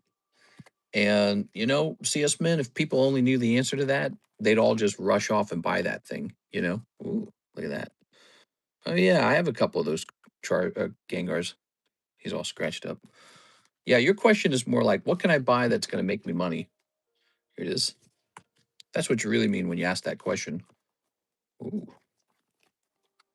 Ah. The truth is, when it comes to Pokemon cards, almost all my purchases did not make me money until much later. That's really how it worked. So at the time that I at the time that I bought most of my cards, nobody thought that they were like, "Oh, you should buy that. That's going to make you so much money." It just doesn't work that way. If anything was a sure thing that made you money, everyone would just go run off and buy it. You know, you'd have to stand in line to get it. You know, so oh, look at that Mew. There it is. Cool, huh? Yeah. The truth is, nobody ever really knows what the next thing to buy is. All right, but this was pretty fun to buy a long time ago. Pretty cool, huh? Where the cherries are go? I guess it can be in the middle. I'm gonna go set this back. Oops. Where should I put this? I'll set this here. Pretty safe. All right. Those are Cardos cards. Very cool. And the promos for that collection, there were two extremely rare promos. It was this guy and this guy. And if you wanted the promos, oftentimes you had to pay almost double for the whole collection if it came with the promos. So Japanese collectors understood that these two promos were really expensive. And this is one of them that I got from one of the collections. I sent that out to grade and it got a 9. Is the binder empty or does it come with the binder? It tends to come with the binder. That's a complete set, isn't it?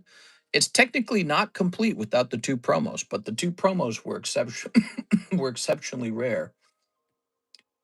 All right. So 100 to sob away from Mr. CS Man. We're just having a bit of fun there. Let's go ahead and do this.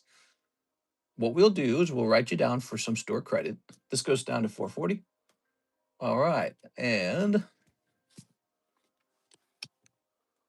we'll get 275 here.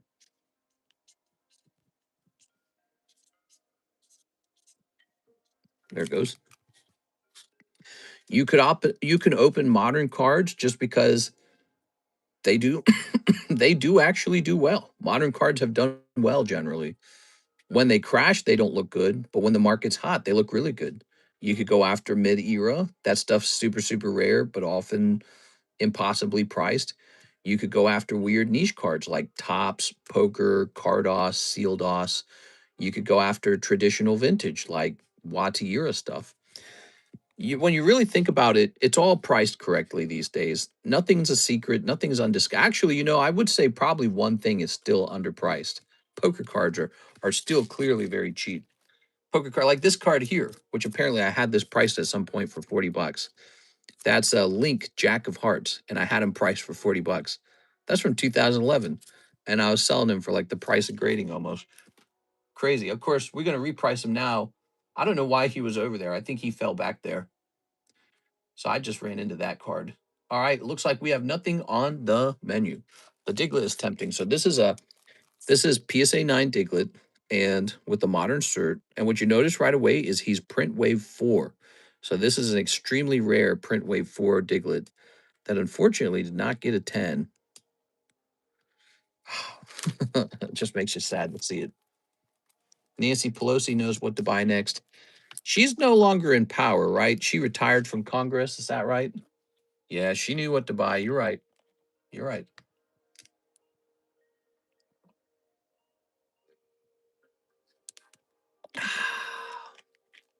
So let's take a picture of the table here. We're going to, well, not this guy. This guy stays up. How about this guy, though? That's good. All right. What are your thoughts on staying in a long-term relationship with zero interest in marriage? We talked about this the other night. I have a bitter view of marriage. I think that modern marriage is not well designed. I think that men should get together and say, hey, we want this to be different. I think marriage ultimately should not reward people for breaking up. That's my big gripe. My big gripe is that your relationship is at risk if a girl gets paid out for leaving you. That's not a good thing. If she's going to get a big payout for leaving you, that's a bad situation. All right, so let's see the nines and lower. Do I believe in love? Yes. Do I believe in romance? Yes. Do I believe in marriage? The traditional religious concept of marriage. But when you talk about the government contract of marriage, where the government comes in and says she's going to take your stuff when she breaks up with you, that that's not so great. All right, here we are. But yeah, love and marriage and relationship, I'm all about that stuff. That stuff's good. It's good for you. You live longer. So you should have a long-term partner and you should go out and have lots of sexy sex, and you should probably have a baby at some point. Kirsten and I are kind of working on that part.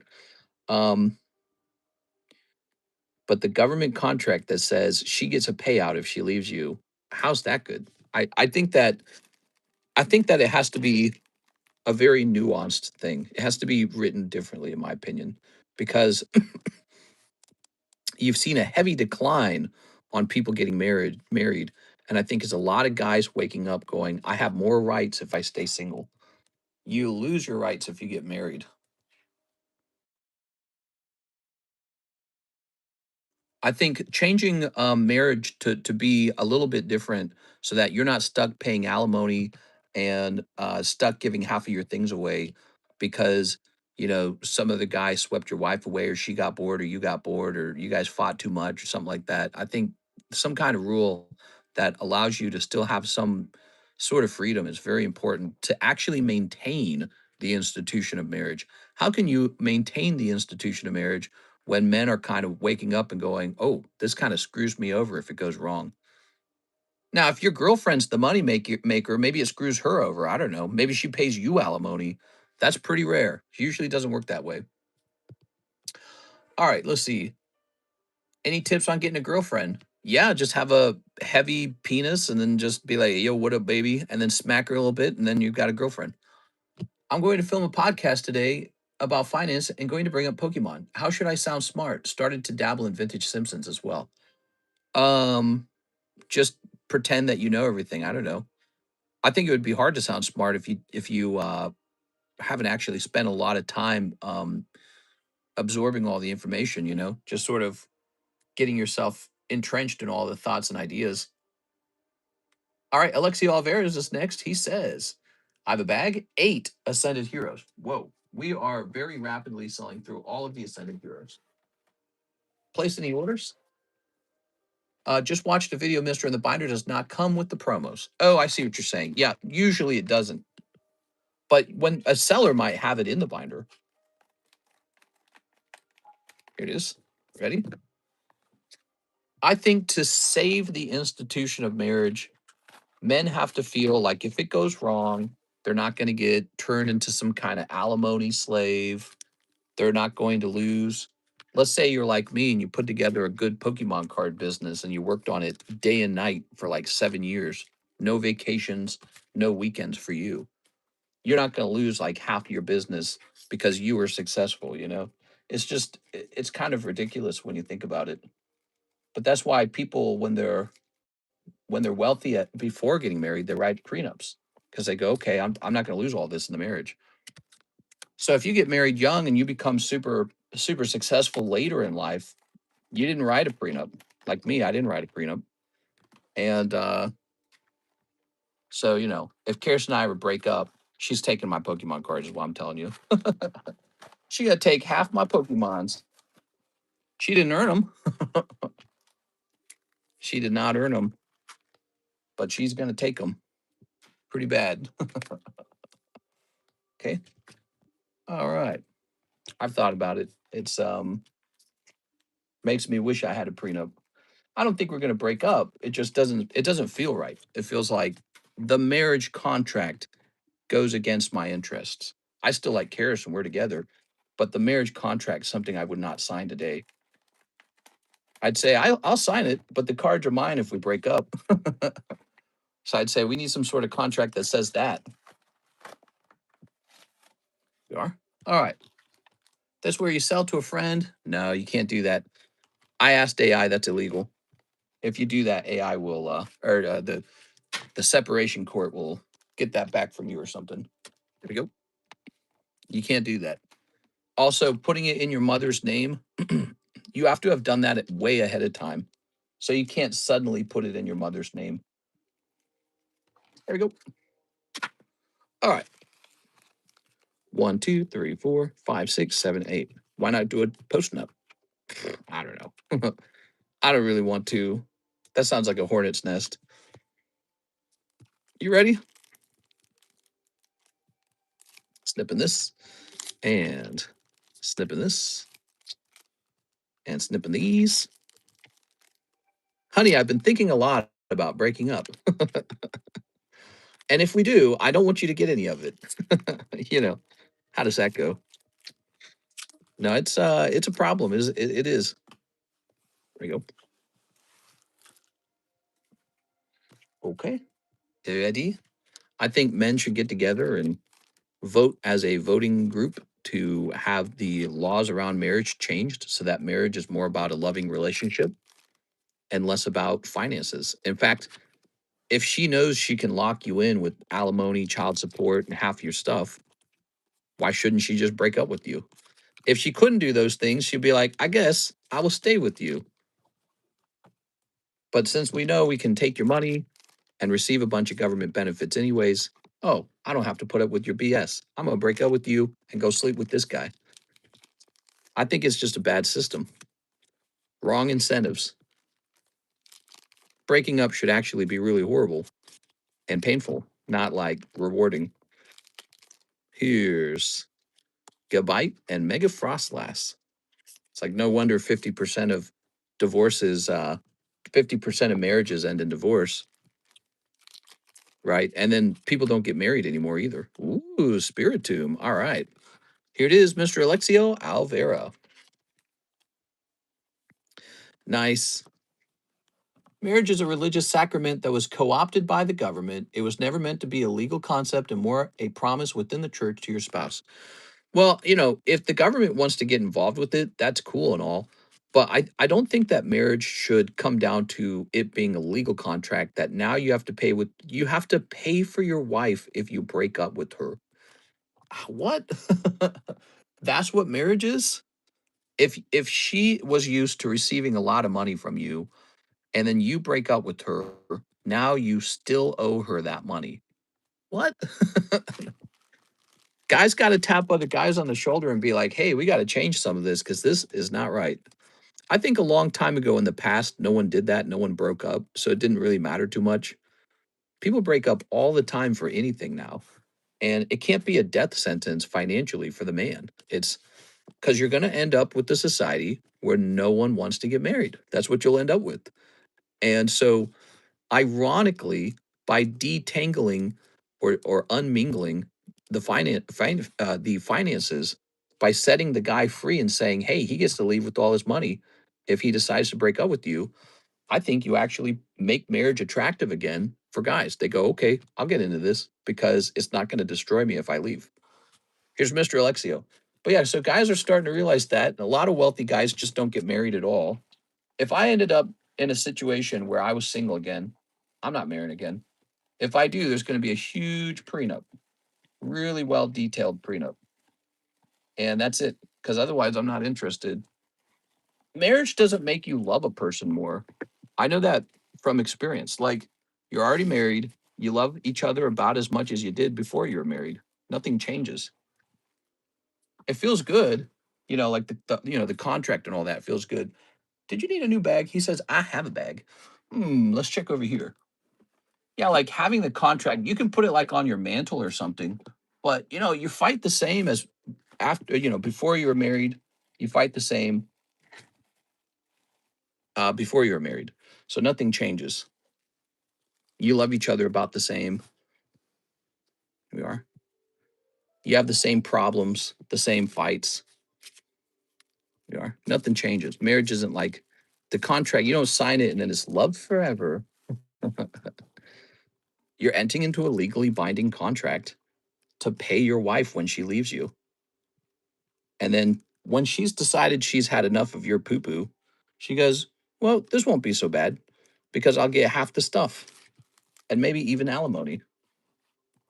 So it's an incentive system. It's a very bad one. 10 ascended. 10 ascended. All right, you got it. I'm leading my girlfriend. I'm leading my girlfriend on. Am I wrong for it? Yes, 100%, but I'm not getting married. I think if you get married, again, it's like I wish that marriage was simply written already like it was a prenup. The marriage should say something like, if you marry this guy and divorce him later, he owes you child support for your children, but no alimony, and you don't get half his stuff. It should be like that, in my opinion. All right, let me go get 10 ascended heroes. We gotta get a fresh case.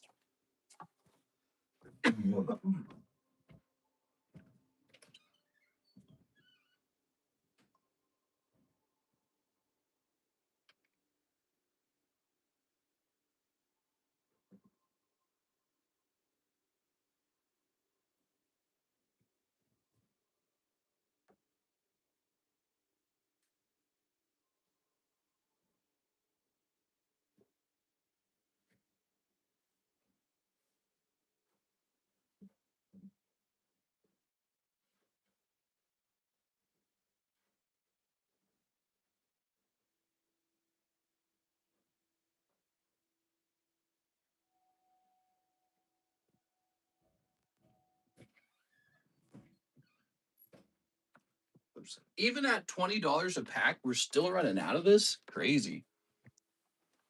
All right. 1, 2, 3, 4. Good. Okay. Oops. Marriage is more benefit for the person without money to have other protections to help them commingle their spouse benefits like insurance. Yeah, there's like legal benefits. Definitely. Like the government gives you a tax break for being married. I don't understand that either.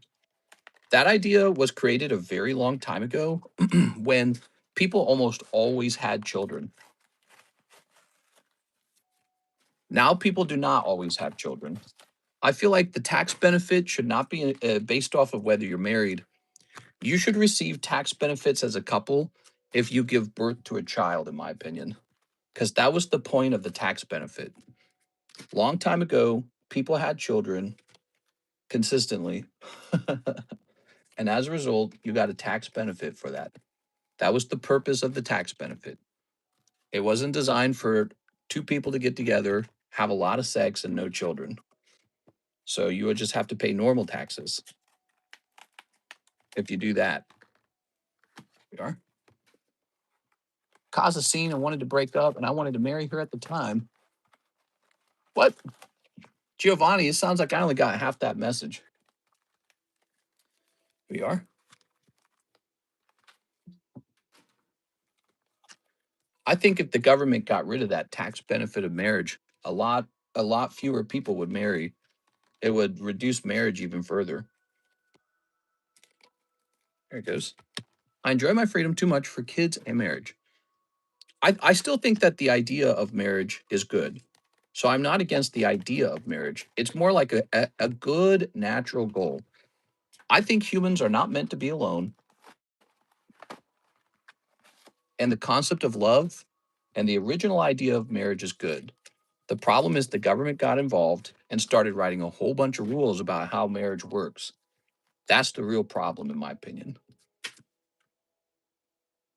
Like just 200 years ago, I'm pretty sure many of those rules didn't exist. These rules were created very recently, and we should vote to overturn them. As a voting group, guys should group together and vote to overturn those rules. The rules should be redesigned for 2026 with an understanding that men and women often divorce, often just to go have sex with another person with no shame, no worry about it. They get bored of each other. That's how marriage really works now. People will cheat quite easily. It's a different world, you know. 10. All right. CS men, 10 of these. And the rest to slap away. You got it, man. We need more babies, but unfortunately, too many terminate prior. You're talking about abortion. My parents had 11 kids, dude. It was hell, man. It was really rough. But yeah, people don't want to have kids anymore. It's a curious thing. My wife and I waited to have kids a very long time. I'm 37, she's 31. We tried to start having kids like 2 years ago and it didn't happen. We found out very recently that she has an infertility issue.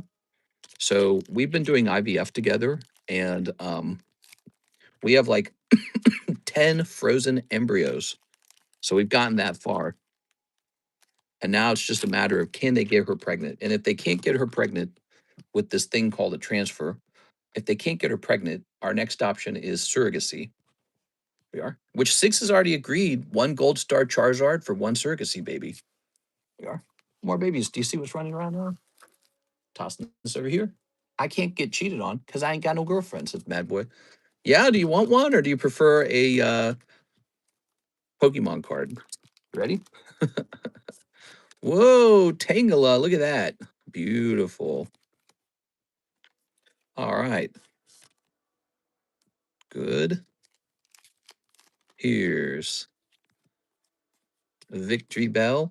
I just think if you get into a divorce where she wants to leave you, she does not also then get to take your money too. She doesn't get to have alimony paychecks. Just imagine your ex-wife sleeping in the house or a new home or an apartment or whatever, and she's screwing her new boyfriend while you send her money. What? Wow. And the government forced this to happen.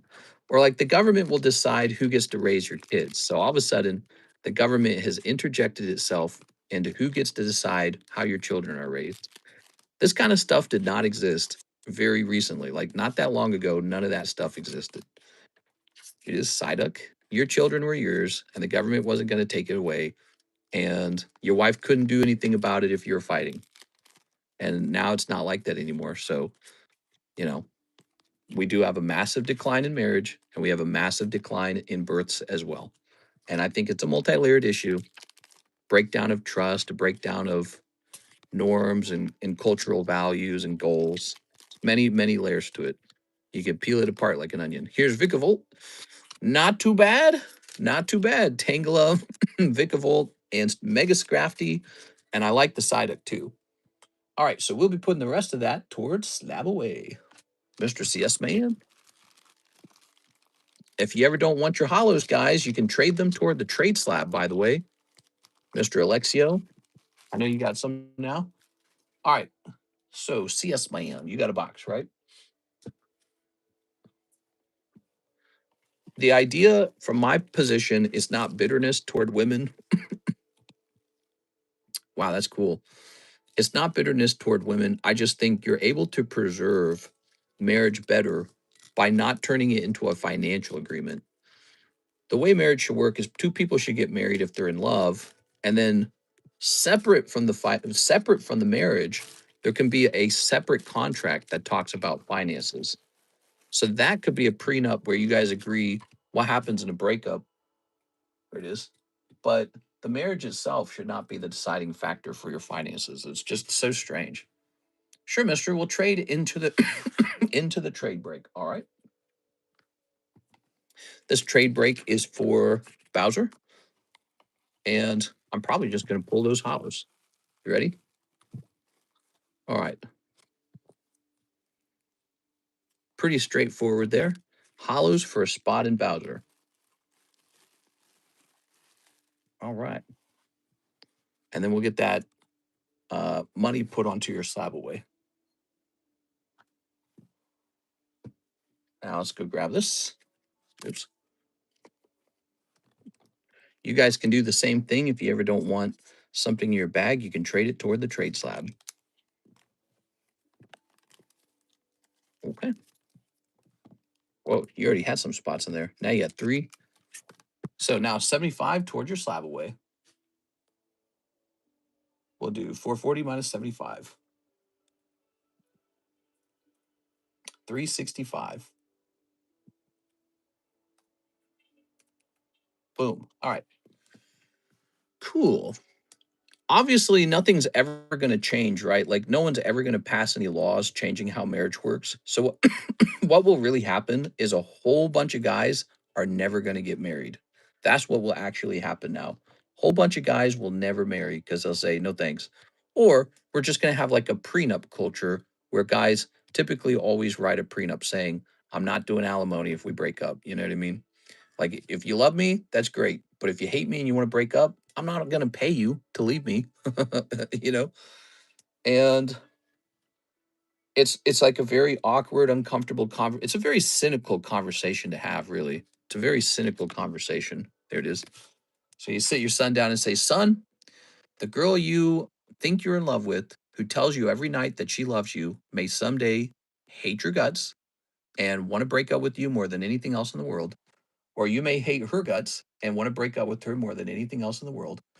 And as a result of that, I cannot allow you to marry without getting a prenup first. Oh, thanks, Dad. All right. It's not really how romance works. Here's, honey, we're getting a prenup. Isaac Thomas, you ready? Oh, good. I was hoping you would work on that before we got married. I was just thinking, I need an agreement that says, in the event we suddenly break up and hate each other, you're not going to give me anything. That would be perfect. You know, it's just, it's something that should already be baked into the actual marriage contract. It's not something you should discuss, have to discuss like a weirdo. You ready?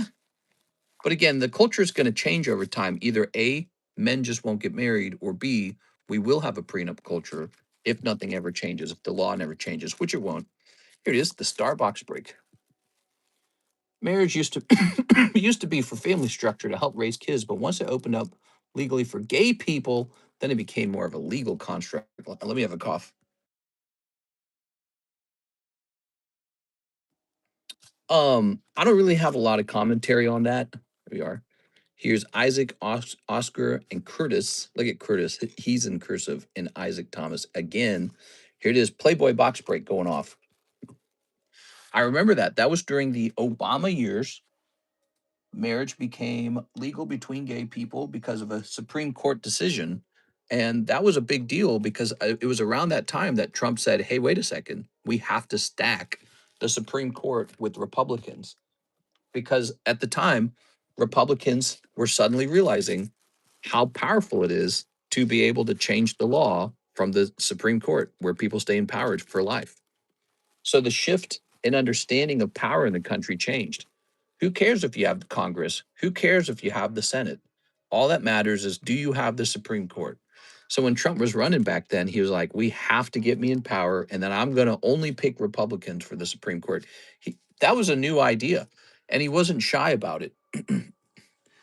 It was always the case that the idea of picking a Supreme Court justice is to just pick a legal expert who would be impartial and, interpret the Constitution. But after gay marriage passed, without states getting to vote on whether they wanted to be part of it, the Republicans said, "Oh, that's a big deal." Laws can get pushed through the Supreme Court. Big changes. It is. All right. And that's how Trump overturned Roe v. Wade. He overturned it by having control of the Supreme Court. Yeah, it became a really big deal. All right, here we go. Can men get alimony if they're the ones to sacrifice their career to raise the children? Yeah, they can. That's correct, Mr. Jagged. Here in America, if your wife was the breadwinner and you stayed home and took care of the kids, and she or you divorce, she can give you alimony. A judge can decide. Here's the thing, though. That's extremely rare. It almost never happens. That's because women generally don't want to marry a stay-at-home dad. It's pretty rare. Like CEOs, women who are like CEOs or super high earners, they sometimes do it. But again, that's like 1 in 1,000. It's super rare. But I'm sure it does happen. All right, give me a number. Here in Texas, also got to be careful of the common law marriage. Women be trapping that way too. Yeah, actually, I think we have common law marriage in Missouri as well. One of my uncles, he had a girlfriend and they never got married and they never had kids, but she's considered his wife by common law. 7 of these. 1, 2, 3, 4, 5, 6, 7. All right, there it is. It's all just social contracts made up by humans, none of it real, just based on our opinions. Yeah, exactly. Exactly. Well, and I think one of the reasons why it's due for a change, like an update, upgrade, is just because of the way people behave in relationships now, right? Like those rules were written again when people really never divorced that often and it was rare and you typically did have children and there was no Tinder, so you weren't talking with, Jack and Bob and Bill on Tinder. Hey, what's up? You weren't an OnlyFans girl, any of those things. None of those things really existed back then. Your wife didn't have an Instagram back then. Give me a number. So the world has changed. Everyone's kind of flirting and cheating online, and cheating happens frequently and often, and breakups occur extremely oftenly. Like, again, the marriages that do go through, only half of them stay together. That's pretty bad. 1, 2, 3, 4, 5. All right, there you go. The number was 5. Good luck. Somebody's going to get a whole box of Playboy. Hopefully, somebody who wants to open it. Here's Isaac Thomas. Could it be you, Mr. Isaac? All right, Isaac, you were in there for half the box, and you got it. Here's Oscar Resendez. Here's Isaac Thomas. And here's Curtis Law. There it is. Curtis Law with come get representation at Curtis Law. We know the law. It's in our name. So I'll assume you want to give me the Psyduck back. Internet ruined relationships. I don't think it ruined it. But yeah, I do think that it adds more temptation. It's a lot of things. It's a lot of things. The general feeling of wanting to be like the influencers you see, wanting to be sexy and young forever with multiple partners and rich, and I'm on vacation all the time, and who cares about having kids right now? I got my fur baby. Yeah, this is a general feeling of the time. It's kind of materialistic if you think about it. There's a total lack of moral purpose. There's no moral purpose, and it's really like dopamine optimization. This is the hedonistic society, right? Which maybe that's not wrong. Maybe that's the way it should be. But I'm just saying that's the direction it went. All right, where's the box? Here it is. All right, Isaac, let me know what you'd like. Do you want to go to FurryCon with me? I bet my wife would go to FurryCon. I think she might be a closeted furry. I don't know. I suspect. Let's jump over here. We're going to go to, she's very shy and she's very friendly to people who are furries. Breaks history. Playboy booster box. Isaac at 119 minutes. All right.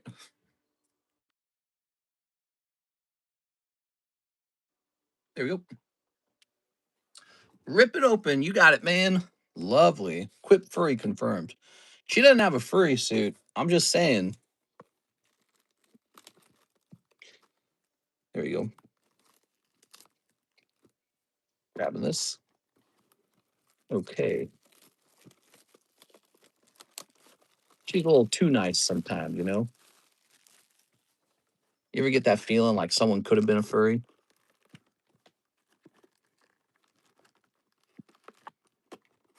Oh, there we go.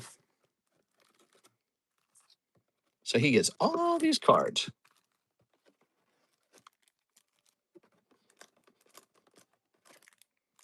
Ooh. Oh my God, that's blinding me. I suppose now we get to do a new box break on something else that's weird.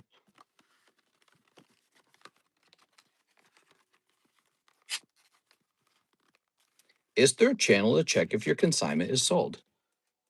There is not. That sounds like it's pretty useful though if we did have that. You have some cards.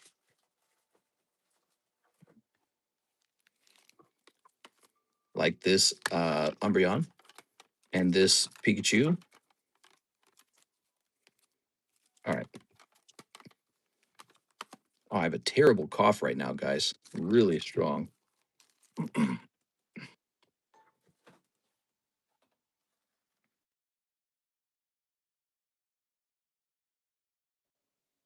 All right, ready? So, Mr. Isaac, let's get this whole box of Playboy open for you. Oh, wait, is the Trump Chromium Chase? Yes. There's a Trump card in here. These are the Playboy cards. We got these in our menu. How much are these? $9 a pack. He just pulled a whole booster box of these in a box break. It's called the Star Box Break. It's been a little bonus thing we've been hosting lately. New cough sounds evil. Have a good day at work. You guys didn't hear me coughing, did you? I muted the mic, right? Here we are. If I ever cough into the mic, you're going to hear me coughing, man. It's going to be like, cough.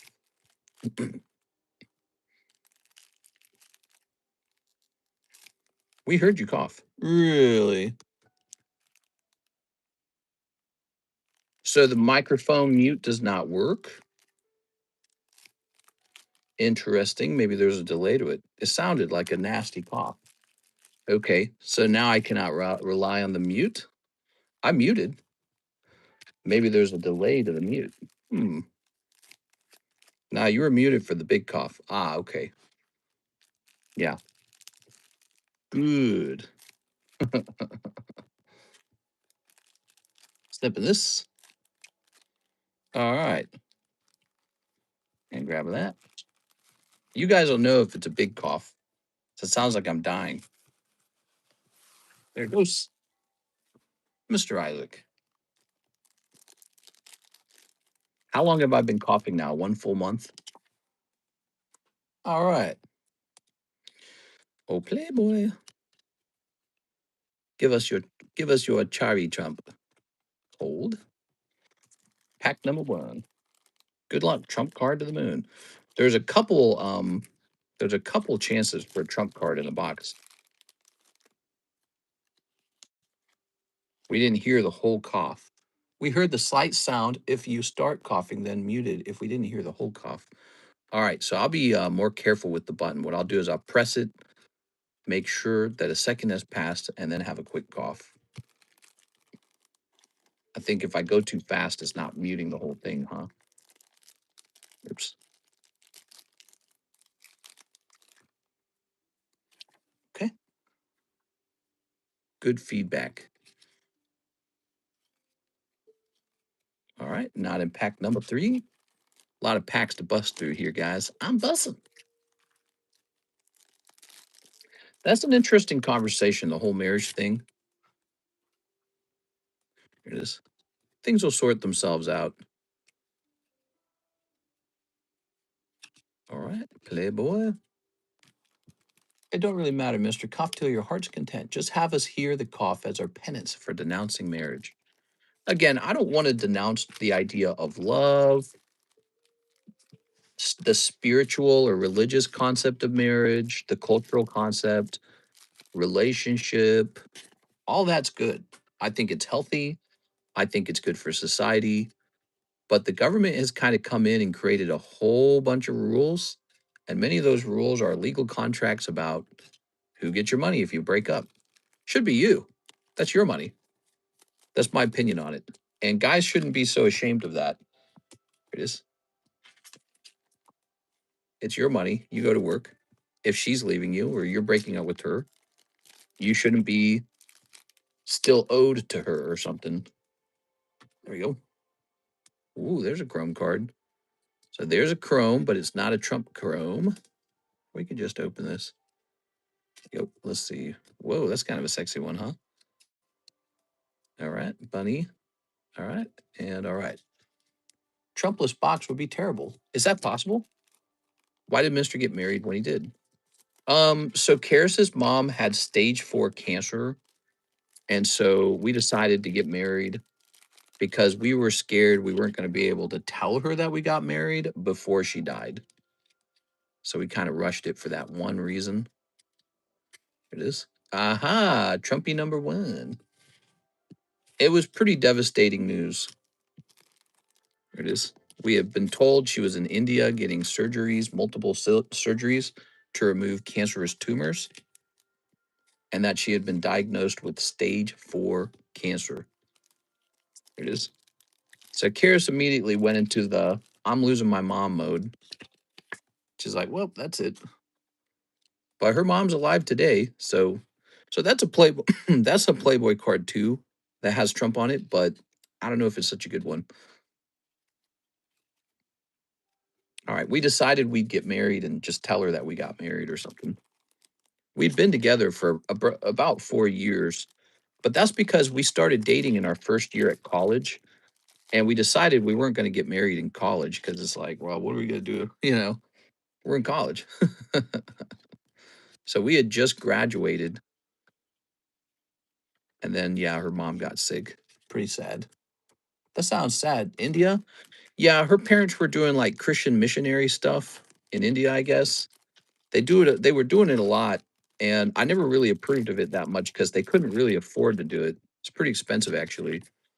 And it was pretty well known that the mom was sick. She had lost all her weight. She was like thin, dude. And then she collapsed in India, and the Indian doctors were like, "Yeah, you have cancer," which I had already told her. I hadn't seen the mom in a couple months because I don't hang out with them too much. But she came over one day to our condo, and I took one look at her and I said, "You have cancer." How do I know this? Because my grandfather died of cancer. And then my grandmother did something like that, but she didn't die of cancer. She died of some other problem, some kind of blood disease. But what they both did, they lost all their weight. You get real skinny.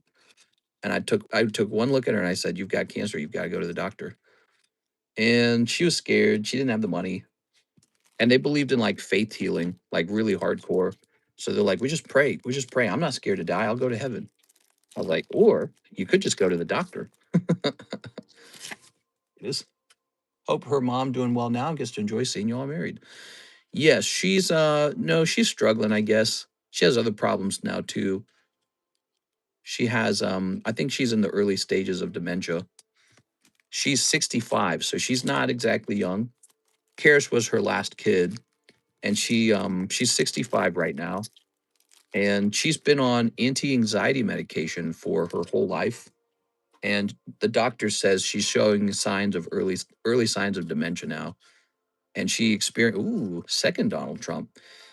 She experiences a lot of anxiety right now. So it's like out of control anxiety. The medications no longer fix it. So not great. They put on her different routine of drugs and it's helping sort of, but not super effective. Here it is. All right. 2 Playboys. We're up to 2. How about 3? So, anyways, her mom's struggling real bad right now. And it's very stressful. It's almost like talking to somebody who has schizophrenia a little bit because it's like she believes we're going to do all these horrible things. It's like, what are you talking about? You guys are going to leave us. You're never going to talk to us again. Everyone's trying to tell her, like, no, they're not. No one said we're going to do that. So that's how it is right now. What do you mean 65 is still young? Crazy that we've come to the point where 35 years left of your life. I don't know if I said 65 is young. I said 65 is old. I said 65 is not young. Here it is. Here we go. Yeah, I said she's 65, so I said she's not young. I don't know if somebody else said that. Here it is. I was saying it's not young. 65 is old. Hey, she's finally old enough to receive her 401k now that she is unable to enjoy money. Remember, I've been ranting against 401ks a little bit. I think 401ks are just a way to get young people to wrap all their money up in the stock market, to anchor the stock market. Anxiety is another type of animal. Oh, yeah, anxiety is powerful, really powerful. Here it is. Okay, still going. Takes a while to open a whole. There's another. So that's technically a trump card. I'm going to leave it alone, though. It's not the trump card. Takes a while to get through all these. Yeah, anxiety is super powerful, can dictate your whole personality. I think that Cares has a lot of anxiety that she's always dealt with. And then I think her brother has like a crippling amount of anxiety and it's totally untreated. I think it's part of why he's so kind of crazy now. We are. Okay. All right. We shouldn't be thinking that 35 years left is not a lot. 65 is only a little above 50. Okay. Here's this. Playboy. Some people don't live that long, you know. The average lifespan for women, I think, is 75, but quite that's the average. So quite a few women die before that point. Here we go. We shouldn't aspire to live like we are. Dying at 70, 75 is crazy. Here we go. I think you just die when it's your time, you know. If you have a lot of money, you can pay for a lot of nice health care to keep yourself alive longer. But when you got to go, you got to go. The SpongeBob, the creator of SpongeBob, that guy died young. How old was he when he died? Like 49? And here's another guy, the Vince Giraldi, the guy who did the music for Charlie Brown. He died when he was like 45 or something. Yeah, sometimes people die young. Just how it is, you know. All right, here's Playboy. People wasting their lives these days. Not me. I'm spending my time exactly how I should be spending it. I'm hanging out with you guys, opening Playboy bunny cards. What better use could I have spent this time doing? There we go. I have lived life. Oops. This is really all I ever wanted to do. People die at all ages for many reasons. Yeah, I agree. It's just sort of you do your best, you know, you do what you can to try and stay alive longer, right? Like if they say stop smoking, right? But ultimately, there a lot of it's just fate. It's out of your control. Like the dinosaurs are dead now, right? Maybe they should have done more. Nothing they could have done. They're all dead. They were all mighty and powerful, the dinosaurs. They're huge, right? All dead.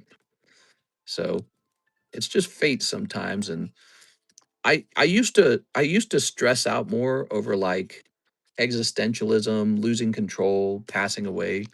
But I realized before I was born, I don't have any memories of existing, you know. I don't have memories of space or the metaphysical world or the afterlife or heaven or anything like that. So I think when you die, you probably just kind of go to sleep and that's it. And it takes maybe a long time to get used to the fact that maybe that's not so bad. You just go to sleep, you know, and that's the end of your turn to play the game, the life game. All right. One whole box was exactly two Donald Trumps, two Charlie Browns. Are we following the White Rabbit right now? Yes. You have how you have someone smoking their whole lives at 90, but someone leading a healthy life dies at 60. Yeah, yeah. I think some of it's just genes. You know, our genetic code is designed to not survive forever. It's designed to have children. And then, you know, your DNA doesn't care what happens afterwards. It's like, yep, he had the children. All right, he can die now. All right, very nice. How much is one Trump card? I want it. Well, you can open some of these guys for $9 a pack and try to pull one if you'd like. I don't know people eating fast food, not being able to put the fork down. They're not exercising, drink. Hold on. That's starting to sound a little bit like me. No, I'm just joking. Isaac Thomas. So, Mr. Isaac, hey, buddy. Hey, pal. All right, we'll set this here. It's Mary. Mary. How much fast food do you eat, Mary? Mary, are you getting fat? You can tell us, Mary. We won't judge you. All right. Ding Ting might judge you. Let's grab this. Very good. Look at the Japanese expected lifespan compared to the US. Yeah, but I mean, sure, they live longer, but look at their anime. They got to live with that. YouTube just crashed my phone. Red 40 killing us. RFK saving us. Not a lot. I prefer cooking. Mary. So when I crave fast food like a burger, I cook and make my own burger. That's not the right answer, Mary. Mary, my question wasn't How are you, a snooty cook at home? Oh, look at me. It's about me now. My question was, what's your favorite fast food? That was my question. Is Chipotle considered fast food? Probably. You could probably say Chipotle. All right, Isaac Thomas. Thank you so much, Mr. Isaac. Wow, that took a while, didn't it, guys? We're all done with it. Look, Bowser's up to 3 out of 9 now. You said how much fast food I cook.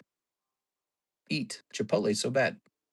Uh, my question was, are you getting fat? That was my real question. It's okay if you get a little chubby cheeks. We won't judge you. Asian street food. Javier Arroyo, 5 Ascended Heroes, 2 live customs. Use $25 from store credit. Okay.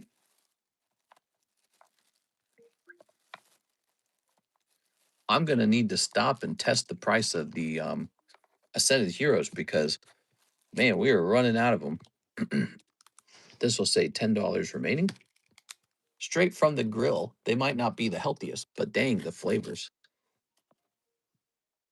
2 live customs. What kind of chubby cheeks we talk about? The cheeks that are chubby? Did you see LC Zard PSA 10 just sold for 140K? 1, 2, 3. Nice. I was wondering how that would end. There you go. 140, huh? That's a new price.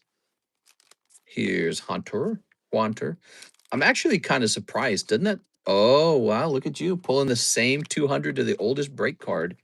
Well, I guess this time, what would you rather have it go into? One Piece or Dialga? You got the One Piece box break or you got the Dialga? Flipping that around. One. So we need some of these. I only eat Mongolians. Wow, you eat people, huh? 2, 3, 4, 5, 6, 7, 8. Dialga or One Piece? Decisions.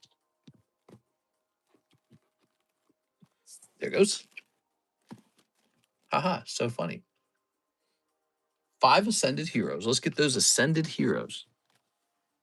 6, 7, 6, 7, 6, 7. I'm actually craving something I had when I was in Highland. It was white and sticky. What are you talking about, Mary? There it is. Tossing this over here. The hot chili sauce with fish sauce. Italian #1. Mamma mia! Pizzeria! I'm walking here. Throwing this away. Where's the gabagoo? Okay. We'll snip this as well. Good snips. Tossing that. Good. Okay. Putting these here. Tossing this. And we'll place this over here. And throw this away. Oops. What's this? Popping this up here. All right. So Javier, 5 packs of the Ascended Heroes. Ready? Haven't been to Korea and China yet. They're on my list. Snipping. Where should I go first, Mary? Japan, Korea, or China? Snipping this. Seen a lot of their street food. Looks great. Okay. Here's North Korea, huh? Stunkfish. Here's a stunfish. Here's Shuppet. Colossal. Here's Entei. Japan. Cascoon. And finally, Heliolisk. Dang. 1 Heliolisk. I would probably say Korea first. Korean are usually better with tourists. That's true. Yeah, I've heard that Koreans are usually better with tourists. I read that on Asian Holiday Weekly. Korea and USA are very close, so you would be very welcomed. Really? Will they give me a smooch? Trump cards are all over the place. Raw cards sold on eBay close to 300, but PSA 7 and 8 went to 30 to 50. Korea prefers shrimp burgers over beef burgers. Now, I don't see a problem with that. Shrimp is elite. Shrimp for the win. All right, so I guess we're going to pop him into the Dialga. 1, 2, 3, 4, 5. All right. So hopefully this works out this time, Mr. Javier. It's between Dialga and One Piece. All right, let me see what the oldest break is. So technically the oldest break is the One Piece. I should be putting all 5 of your spots in there. Since you might not be a One Piece buyer, I was thinking all 5 go into Dialga. He's the next oldest, I believe. We actually don't have that old of breaks. Let's see. We also have the Dark Gyarados, but he's younger than the Dialga. Yeah. The Star Card's not exactly the best pull. It's like, it's technically good, but you don't really get what you want. It's typically going to go into something that is moving slowly. That's the whole point. So it's typically something that makes you go, I don't know. But we do that so that they do eventually end someday. Oops. You're supposed to get lucky and actually pull it. So you're supposed to go, oh, sweet, the whole Dialga. Doesn't Kim Jong-un personally inspect every Pokemon card? That's right. 10 Spirit Forge. Yes, sir. All right, let's see.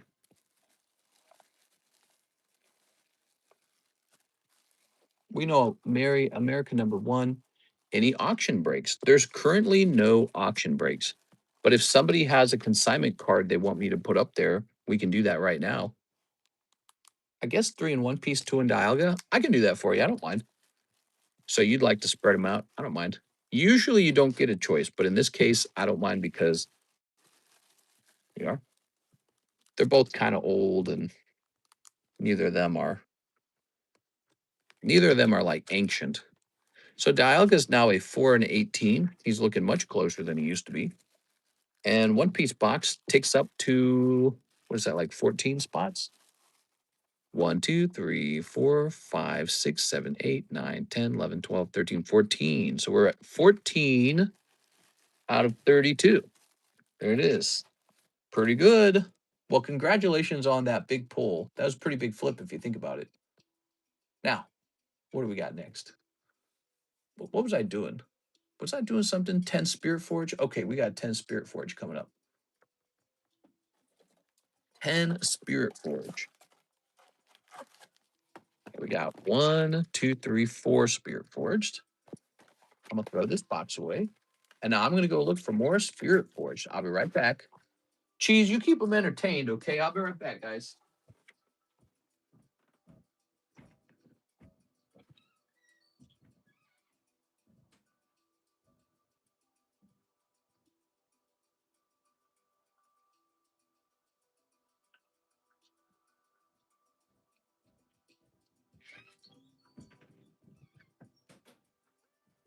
All right. Yeah. Okay, here's this. We'll snip that. Good.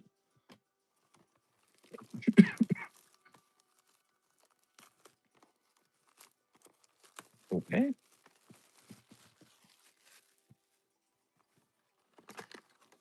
Cheese, we were just talking about how Karis is going to get half my Pokemon cards in a divorce and how I don't really like that.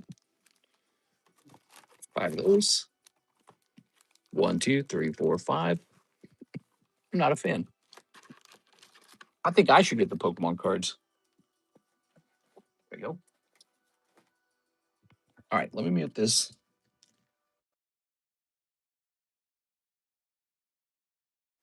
All right, so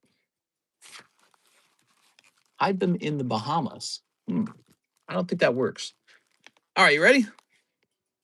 What's the last thing you ripped for yourself? I stopped doing those one whole box videos because they kind of stopped performing, to tell you the truth. So I would make the video and then it would just get like 1,000 views. And so I kind of stopped working on those. The last thing I truly ripped for myself, I mean, it may not look like it, but I actually open a ton of cards, but usually it's something like Old Maid or, I opened up a box of Pokemon Go the other night. Did you see me do that? So I guess the box of Pokemon Go, which is actually pretty expensive these days, that would have to be my answer. Can I marry her and get the half? Yeah. I mean, if we get a divorce and she takes half, the next guy can then marry her and have half of my Pokemon cards that I earned that she specifically did not earn. Only one person sat in this chair and sold like $6 million of cards and invested all the profits into new cards, and that would be Mawa. Here it is. She didn't do that. She took like Saturdays and Sundays off. She had like vacations, sort of, not like go anywhere vacation, but she had like whole weeks where she didn't work. I didn't have a single vacation. But if we broke up, she still gets half of all my work. I don't understand why that would be the case. It is almost seems like almost seems like marrying her just entitles her to half the things I earned. Here, let's see. There we are. All right. Here's Kim Berenice and Fiora. Ooh, Fiora. She did the cooking and the cleaning. No, I did virtually all the cooking for the entire time we were together. She cooked like 12 meals in how many years have we been together? I think it's been like 14 years. She's cooked like enough meals to be counted on 3 arms. We are. I gotta use my third arm. We are. You know what I'm talking about. She did not do very much of the cooking. She does do a bit of the cleaning though. But I clean my own room, my own bathroom. I do my own laundry.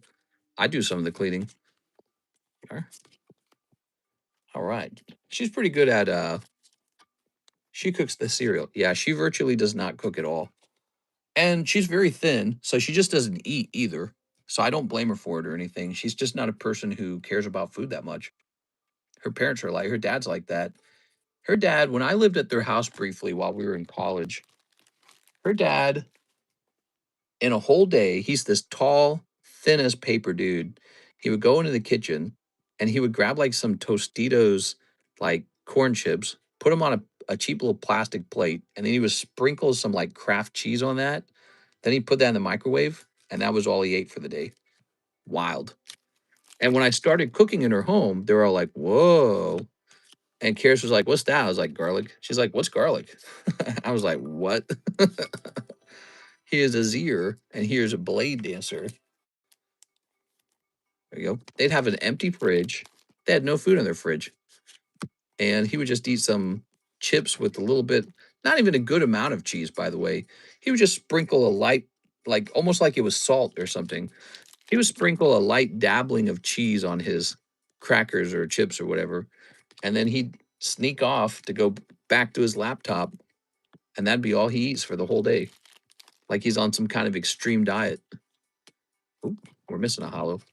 Yeah, he was real thin. Her brother's real thin. She's real thin. They just don't eat. And they don't cook. They don't eat and they don't cook. All right. Kind of interesting. What do we got here? So we got Relentless Pursuit. Ooh. Blade Dancer. Oh. Azir. Ooh. Purifier. What are we looking for in these? I guess the chase card. I don't actually know. Blade Dancer. Fiora. Hot Mama. And Chem Baroness.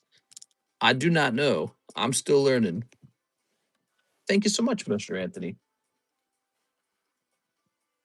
The best is Doritos or kettle chips with Velveeta cheese sauce. Whoa, whoa, whoa. Corn Rules knows how to play ball. Even Event Nachos, he once paid $10 for abs ride. I can make this. What? What are you saying? All right. I saw her parents earlier this year in St. Louis. We traveled up there and went shopping at the mall. And her parents came over to say hi. And man, they're looking old, man. I guess the years are ticking by, aren't they? All right, there we go. I think signatures are the chase. Are they? Are there signature cards in League of Legends? I didn't know that. Thank you, Mr. Anthony. Appreciate it, man. All right, we're gonna close this. And we're gonna hit refresh. All right. You know who we haven't seen in a while, Cheese? Mr. Rand. We don't know where Rand went. He just disappeared.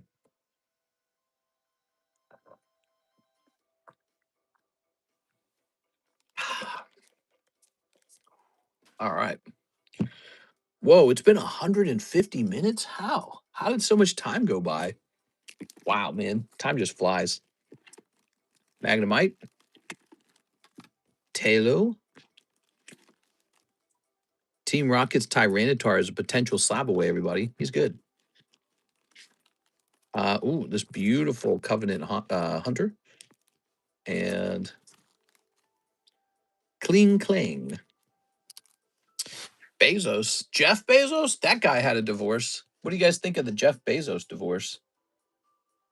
He lost a lot of money in that divorce, making his ex-wife the wealthiest woman in the world. Of course, I heard she helped with the business, but I question how much she helped. Did she help so much that she was deserving half of all the stocks? I mean, or whatever she got. I don't know. Did she get half of them? Yes. Did you guys hear? I think I heard an article. Bill Gates was admitting he'd had quite a few affairs, and that was what triggered his divorce. His wife probably gave 100 million to all her friends. Bro lost everything. Yeah. And the pool boy. Hey. And the gardener. Hey. We are. All right. How many spots left in the Ancient Origins? Well, let's grab that, pull it forward. So Ancient Origins is a $24 break. And it's pack break number 2. 4 spots deep. We need 6 more people. It's a good pack. We should get a new box break running, huh? A new junky box break. What shall it be? Could do a box of Sneaky Bunko. You know, I got a lot of Sneaky Bunko. I kind of want it to be a box of something that never sells. You know, I'd like it to be a box of the boys. You know why? Because this is still kind of an odd box, just like the ones we've been opening. But the boys is still fresh in our minds. So the next box break shall be a box of the boys. Still fun to think maybe we could get a signature from Homelander. Why not? So there it is. Your next star break is the boys. 41 and 4. There goes. Don't forget Ryder. What? Ooh, 8.5, 150. No price on Voplume. Oh, this is an error Whelmer. Cool. We just had that one. Nidoran. And this Alakazam was $270. Really? Crazy. Does anyone want to trade a spot to get into the trade slab? Here's Mimikyu 9, huh? How does Mimikyu get a 9? It's a lovely card. Off centering, maybe? I'm going to scan it. I'm going to see why this got a 9. That's the best part of tag is if you ever doubt why it got a 9, you don't have to look over the card to find out. It will just tell you. All right, tag. What's wrong with this one? It says there's a ding on the front middle right. That was why it got a 9? Really?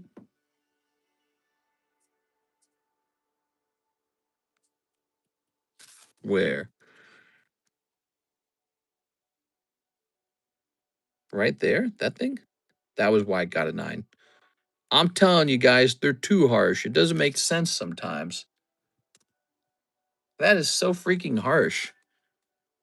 But, it does look a little off center left to right as well. Hmm. I don't think this would get like a pristine at CGC. I think this would be like a Gem 10. But I mean, we could regrade it to test that theory out. I don't know. I might just keep it as a 9. Who cares? Who cares? It's already encapsulated. I do think that's pretty harsh though. Wouldn't you agree? All right, we got an open queue and I don't know. Just seems like a nice relaxing stream right now. Why don't we rotate some more of these 9s? Because we gotta get that done. We gotta get the 9s done, guys, so we can move on to consignment and then pricey slabs. Green Goblin, gobbling up all that stuff. Here's Overlord of the Hauntwoods. That's not a 9. That's a high quality card. How did that guy get in there? Supposedly, when a marriage ends, men will commonly say they lost a life while women will say they lost a relationship. Don't remember where I heard that. Yeah, I mean, I don't want to say who's better in relationships or anything like that. It's all I want to talk about when it comes to marriage is I think that turning it into a contract where if she breaks up with you to go have sex with the guy she met on Tinder or Instagram, you don't have to give her half of your stuff and you don't have to give her alimony for, like months or years or however long it lasts. Imagine that. You're going to work every day, you're working your cheeks off, and because your wife never had a job and was dependent on you to pay the bills, when she breaks up with you to sleep with another guy, you get to give her money now for like years and she's sleeping with that guy. So your ex-wife is banging another dude and you're giving her a paycheck. Gee, I can't figure out why marriage is down. Why would marriage go down? Why would the desire to be married go down? I just can't figure it out. It's a mystery. Those rules didn't exist in the past. We invented those rules. They're made up. Those are recent inventions. We made those rules up recently. Gee, I wonder why people don't want to get married anymore. Yeah, it's an issue. Shining Celebi looks really good, man. Look at that. Harsh. That is harsh, and it's 100% accurate because I guarantee you, after a breakup, most people probably do not stay single very long. Especially girls, probably they don't have to stay single. They can go out and you know have a guy in their bed probably overnight, unless they look horrendous. I guess sometimes that happens, but if a girl looks pretty decent or normal, she could get hooked up with the guy like on the internet like in 2 seconds. It's not a lot of work actually. Wow, this card has changed. So the PSA 9 Shining Celebi is 150 now. Wow. Imagine that. I said harsh about the grading earlier. Oh, we just got a little quiet comment section tonight, huh? Okay. I reread that. My brain read it as a response to what I was talking about. That's so funny. So there's that. I bet this Gengar is a different price. Let's take a look at him. So Shining Celebi is 150 now. Gengar 057. I think I hear Kara stomping around. So here's let's see. He's about 30 now. Not a big change. Okay. You know, guys aren't exactly perfect either. A lot of the reasons why people felt the need to make up those rules was actually to protect women against men. Right? So men don't just, let's say you've been a good loyal wife for years, your man doesn't just dump you because you got a little bit older and say, I'm going over here to this other girl now. She's young and hot, and I'm gonna take all my money with me. That's why we invented those rules. So it's a complex issue. There's two sides to it. All right. So this card can be lowered to 35. Have you seen the Twitter guy that has all the Kabutos? Oh, the Kabuto King? I'm the king of the Kabutos. He's the king of the Kabutos, but all he did was collect a bunch of the cheap, junky Kabutos rather than getting a monopoly on the rare ones that people actually want. Think about it. How does that make any sense that he's the king, therefore? Is that trade slab still up? Yes, it is. You can buy directly into it for $5, or you can trade into it with some of your cards. I don't care. We can just remove some cards from your bag. Now, it's 5 and 9, so that means the card is being sold at $45. It's like me owning a bunch of dimes or pennies. That's right. You owning a bunch of dime bags. Manectric, huh? From Holland Phantoms. That's got to need a reprice for sure. Look at this guy. This guy's ugly as hell, man. He had just been given away. Overlord of the Hauntwoods. That's a giveaway if you ask me. That one's never going to sell. Here's Hypnotoad. So we got Hypnotoad here. The Penny King. We got Juggernaut with all them jugs. Good. So here is a 2024 Topps Chrome Gold Wave Juggernaut for $75. Those will eventually work their way into the other shuffle. You guys been checking out the other shuffle right here? So this box is just like the Poke Shuffle, but it contains non-Pokemon cards and also non-Waifu cards. So these types of cards will go right in here. All right. It's a lot of crazy cards in the other shuffle. That's one I haven't showed off a lot. Why don't we show that one off real fast? What's in the other shuffle? Some Halo, some Star Wars. There's a Dragon Ball 10. There's a One Piece 10. Topps Halo 10. Spider-Man. One Piece 10. Dragon Ball 10. This is a 9.5, but that's for Final Fantasy. Here's a holographic Adventure Time, Wildberry Princess, Warrior of Light 10. This is nice. That's a retro Mario 10. Sauron's Key to Power. Sandy Cheeks. This really nice, pristine Hello Kitty. Secret Identity Spooderman. One to the Dome Halo, which really is kind of underpriced at 80 in my opinion. We got Legendary Free Knight. Portkus. So you can see it's a mix. It's really a mix of all kinds of products. It's a little bit of a grab bag. Look at these 2 10s. Look at the green labels. So we put them into the box at a discount. That's what we did. Okay, some of these, some of those. The green label means we underpriced it. Sam. This one's really cool. Galaxy Within Grasp. All right, so there you go. That's what's in the box. And we'll probably continue to add to it as we see fit. We don't want to put too many 9s in there. We want it to mostly be 10s. We do slip a 9 in there occasionally, though. We did sell a number of 9s over this last week. Mr. Ivan came in and he bought a bunch. But it wasn't just Ivan. It is some other people were trading and buying some of them as well. All right, I'm noticing a pattern. We're not getting as many orders. It is 5 a.m. in the morning. I say we just wrap up a little early tonight, guys. We were so busy. It felt great. And if we're hitting a lull, I say we just wrap up here. I'm gonna go kick my feet up, and I'll be back on for the daytime stream. How does that sound, guys? So today we'll record just slightly under 6 hours. Yeah? Did my order not go through? Says Mr. Tones. Oh, let me look. Hold on, guys. Oh, it looks a lot like your last order. It looks like so it looks identical to the previous order. It looks like we had already done it. Hold on, let me take care of you. Hold on, we're not done, guys. Mr. Anthony. 1, 2, 3, 4, 5, 6, 7. Sorry about that. Your order looked exactly the same as last time. All right. I thought we were having a empty queue for a little while there on a Wednesday night. Wednesday's one of those nights that isn't super crazy. Thursday night starts to get crazy. Friday is crazy. Thursday night, Friday, those are usually big streams, and then Saturday is usually a big deal too. It would make a lot of sense to have a Saturday daytime stream, but Karis would kill me if I did that. We would be fighting for sure. She'd be like, "You work too much." I already get in trouble for that. That's one of our biggest fights, by the way. One of our biggest things is that I work too much. Very consistent fight for us. Here's Ezreal. Ooh.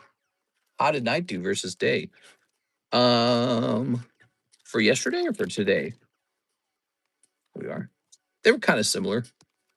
It is here's Grand Duelist. If you're talking about sales, they felt very similar to each other. Here's a couple of these. We've got Orn. Ooh, Orn.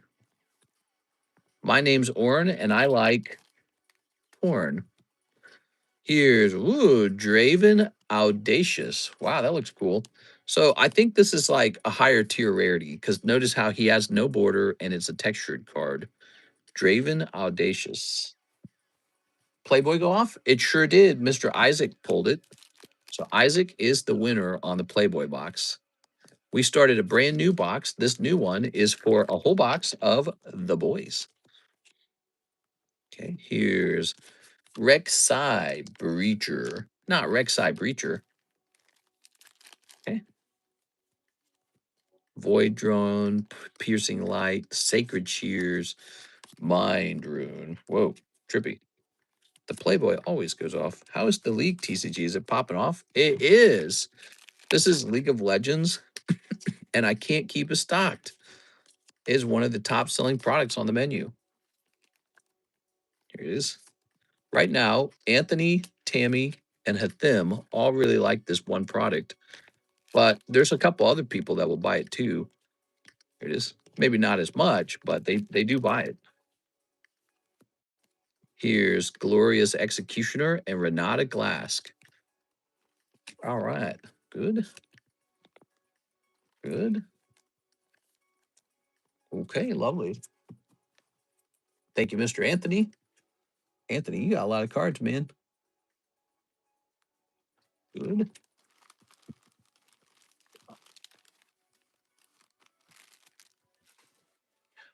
Okay. Wow, you got a full double box. I'm tempted to offer free shipping for you for your first time. What do you think? What do you think, Mr. Anthony? Get you a free round of shipping on your current box? There it is. Just for your first round of shipping. We are. You went real deep. So you got a lot of cards worth that can be shipped.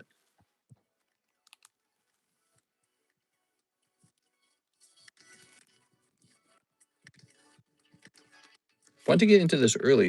I feel like LOL is a nationwide game and will pop off.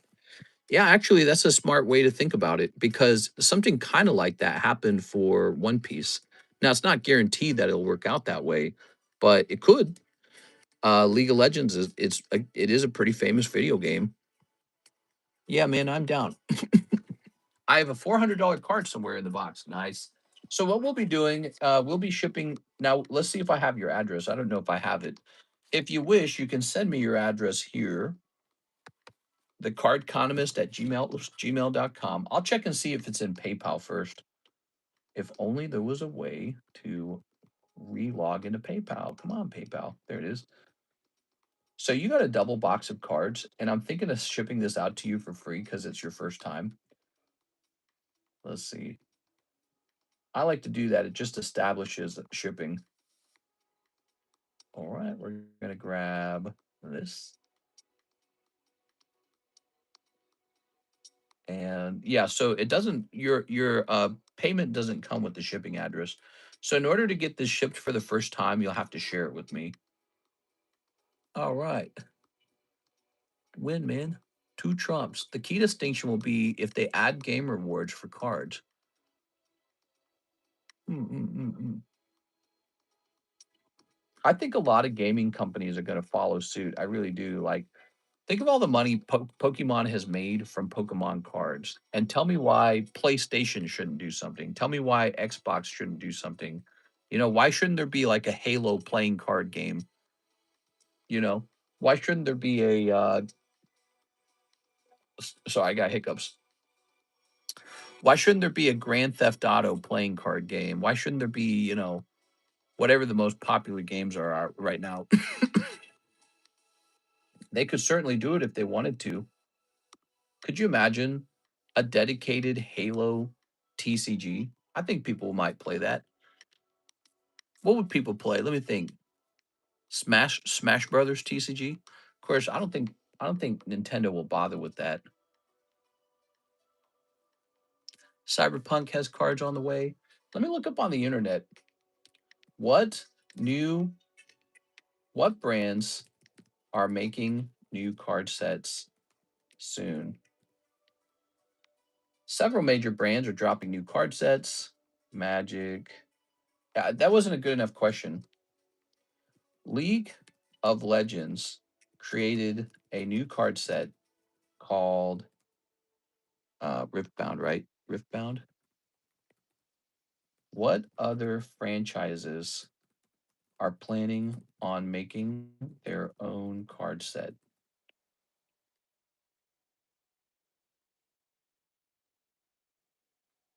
Let's see. Final Fantasy, Naruto. Bandai Cardos recently rolled out a standalone streamlined Naruto trading card game. One Piece, Bleach. Hmm. Yeah, I don't know. Divorce Dad's popped off and it doesn't have a video game. Mister, you should check out Bo Jackson Battle Arena video card games. Are. So, Mr. Anthony, when you get that email sent out, I'll make you a label, okay, man? I think in the meantime, I'm gonna go ahead and wrap up here, guys. Miss Alexis doesn't do the shipping till Friday anyways, so it's not a rush. But that's where you would send it. You'll send it right here to the cardconomist at gmail.com, your shipping address, and we'll use your email to get you the tracking number too. And then you'll have a fresh box to start over again with for the next round of cards, okay?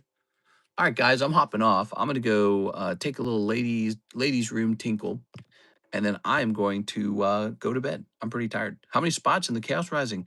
Sadly, missed six, the same number. There were no sales of it tonight. Okay, but don't worry, we'll be back on for the Thursday daytime stream. Ooh, Mister, grab a box of 1996 Goosebump cards.